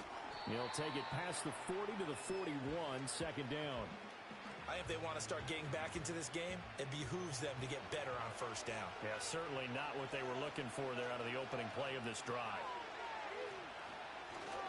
2nd down, another run with Taylor. And now they're going to get him down right at the line of scrimmage. No gain on the play, and it's going to bring up a 3rd down. So 7 yards from the 1st down here as they come up to the line of scrimmage. On 3rd down, he'll drop to throw. And that's going to be incomplete. The contact there enough to jar that ball free, and it brings up 4th down. But the passing windows are just not there. That's just another example of how great this defense has been all game long. And that's exactly what a top 10 defense can do. They can really change the game tempo and frustrate you as you try to execute offensively. Yeah, he was looking for the check-up bounce, didn't get it. That scoots all the way into the end zone now for a touchback. Time for another look at this Lions offense. And last time they were able to churn some clock. They got the field goal, added onto their lead, but that was a drive that was so long, it should have ended in a touchdown. You know that's how they felt. And we'll both be headed to the airport after the game, but we probably should go to the post-game press conference because someone's going to ask the head coach about this drive, and he's going to profess that he was happy to get points. But we know that's not true. Yeah. Okay, after this type of a drive, not getting a touchdown, a huge disappointment. Straight ahead with Gibbs here. And he's going to get 7 out of this before being taken down at the 27. Well, this play sequence was really kind of called in reverse. Incomplete pass on 1st and 10. Nice run on 2nd and 10 when probably everyone was expecting him to throw the football. Now, if you're the defense, what are they going to do on 3rd down? You're a little off balance. 1 quarter remains here on a Sunday night. You are watching the NFL on EA Sports.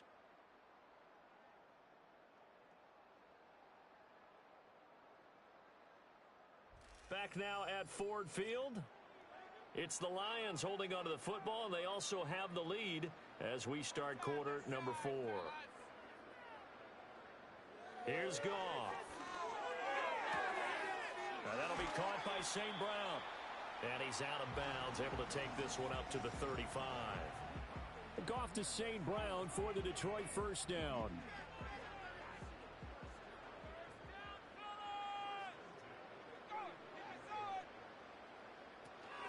From the gun, Gibbs will get it. And he's going to take this ahead for right around 3 yards, but no more than that. 2nd down.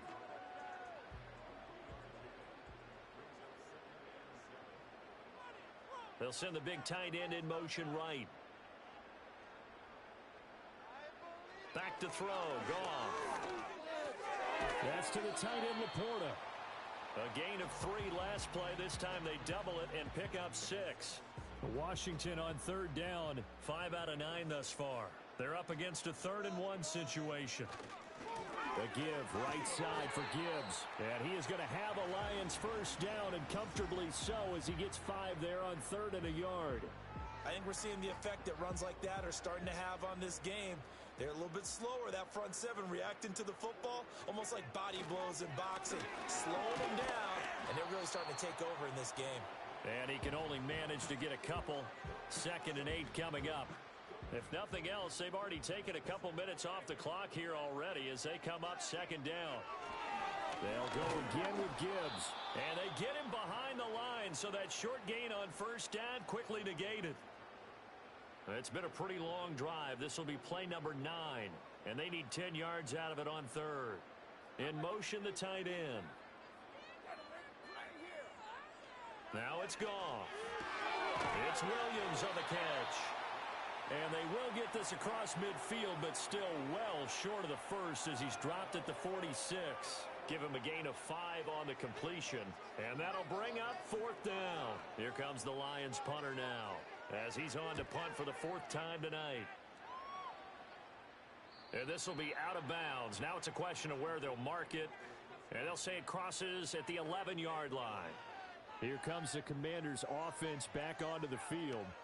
Their defense was able to force the punt. That's the good news. But this is still a 2-score game, and they need points on this drive and in a relatively quick manner. They'll run with Taylor to begin the drive. And the result here, a pickup of 8. Leaves them with 2 to go on 2nd down. Good yardage there on 1st down. Exactly what you want. Get yourself set up to keep making 1st downs, keep the clock running. And if they're smart, you're starting to milk the clock. No hurry before you run your 2nd down play. And this one is incomplete. When you're leading in the final quarter, your radar has to be up for any potential deep shots. And probably not the last one they're going to see in this game, not as long as they hold this lead. They'll try and run for the first with Taylor. Now he's free to midfield. And he will finally be wrestled down at the Lions' 27-yard line. Now we'll pause for the injured player, and it's Jonathan Taylor who's shaken up. It certainly would be a major loss for this offense. Hopefully he's okay. So that changes things in a big way. Now from all the way down inside the 30, here's 1st and 10. Down at the 25. Here's a 2nd and 8. Looking to throw. Middle of the field, he's got McLaurin. And it's going to be another 1st down as they'll get him to the ground at the Lions' 14. Back to throw here. Oh, no, he lost the football. And this is scooped up by the Lions. Look at the big man rumble. And into the end zone, a scoop and score on the fumble return for the Detroit touchdown. The offense, they've had some sloppy moments. Sloppy there again on that one, and it could be the backbreaker. From a defensive perspective, if the offense is going to be sloppy, you've got to take advantage of that. And that's what they've done all game long.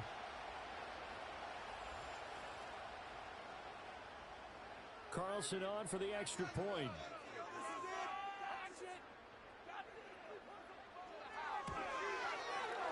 And that'll make this a 3-score game as the lead moves to 17. The scoop and score, always an exciting play in football, and we witnessed it there, grabbing it off the ground and then rumbling it into the end zone for 6. So here's the kickoff now as they'll get it again following that fumble return for a score. And he's up past the 20 to the 22-yard line. So out comes Washington's offense to take over. Even though they were able to force the punt defensively, still a big hole to climb out of, especially at this late stage of the contest.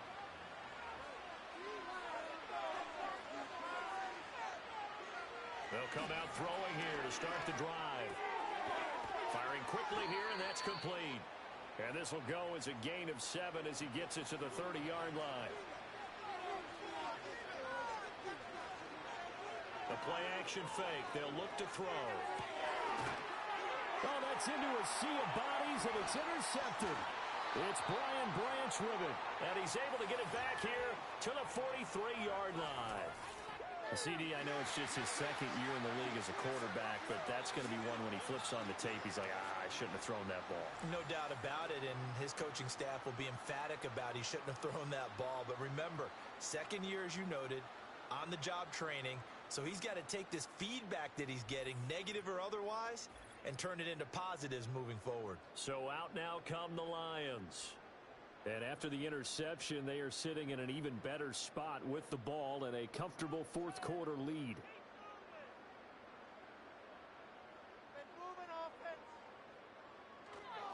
Gibbs straight ahead. This will be stopped about 2 yards shy of the marker. 8-yard gain, 2nd and 2. 66 yards rushing for him now to this point. 2 minutes left to play in this football game here on EA Sports. From the 34-yard line, here's 2nd down and 2. On the give, here's Gibbs. And he's able to motor his way down to the 16-yard line. First down for the Lions on a nice pickup of 18 yards. No.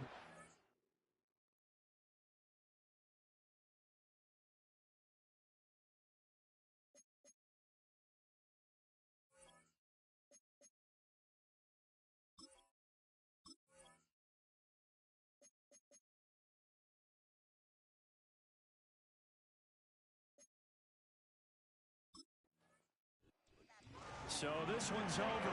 It's a win for the Detroit Lions. And, you know, it wasn't a shutout. They did give up the points in the first quarter, but second, third, and fourth quarter, they held them scoreless. Brandon, if you throw a shutout for quarters 2, 3, and 4, you win a lot of games in this league. And this felt a lot like, almost like if you said baseball, and the pitcher goes through the lineup the first time, and the hitter's getting to see him, and then they come out after that, and the bats start blazing, right? I think they saw their best stuff in the first quarter and just shut everything down from that point on. What a great, convincing performance. So for the Lions, they remain one of the hottest teams out there as the win moves them to 6-1. And they will hit the road next week to take on the Pittsburgh Steelers. Meanwhile, for Washington, it's loss number 3 for them on the year. And they'll get a chance to redeem themselves at home next week.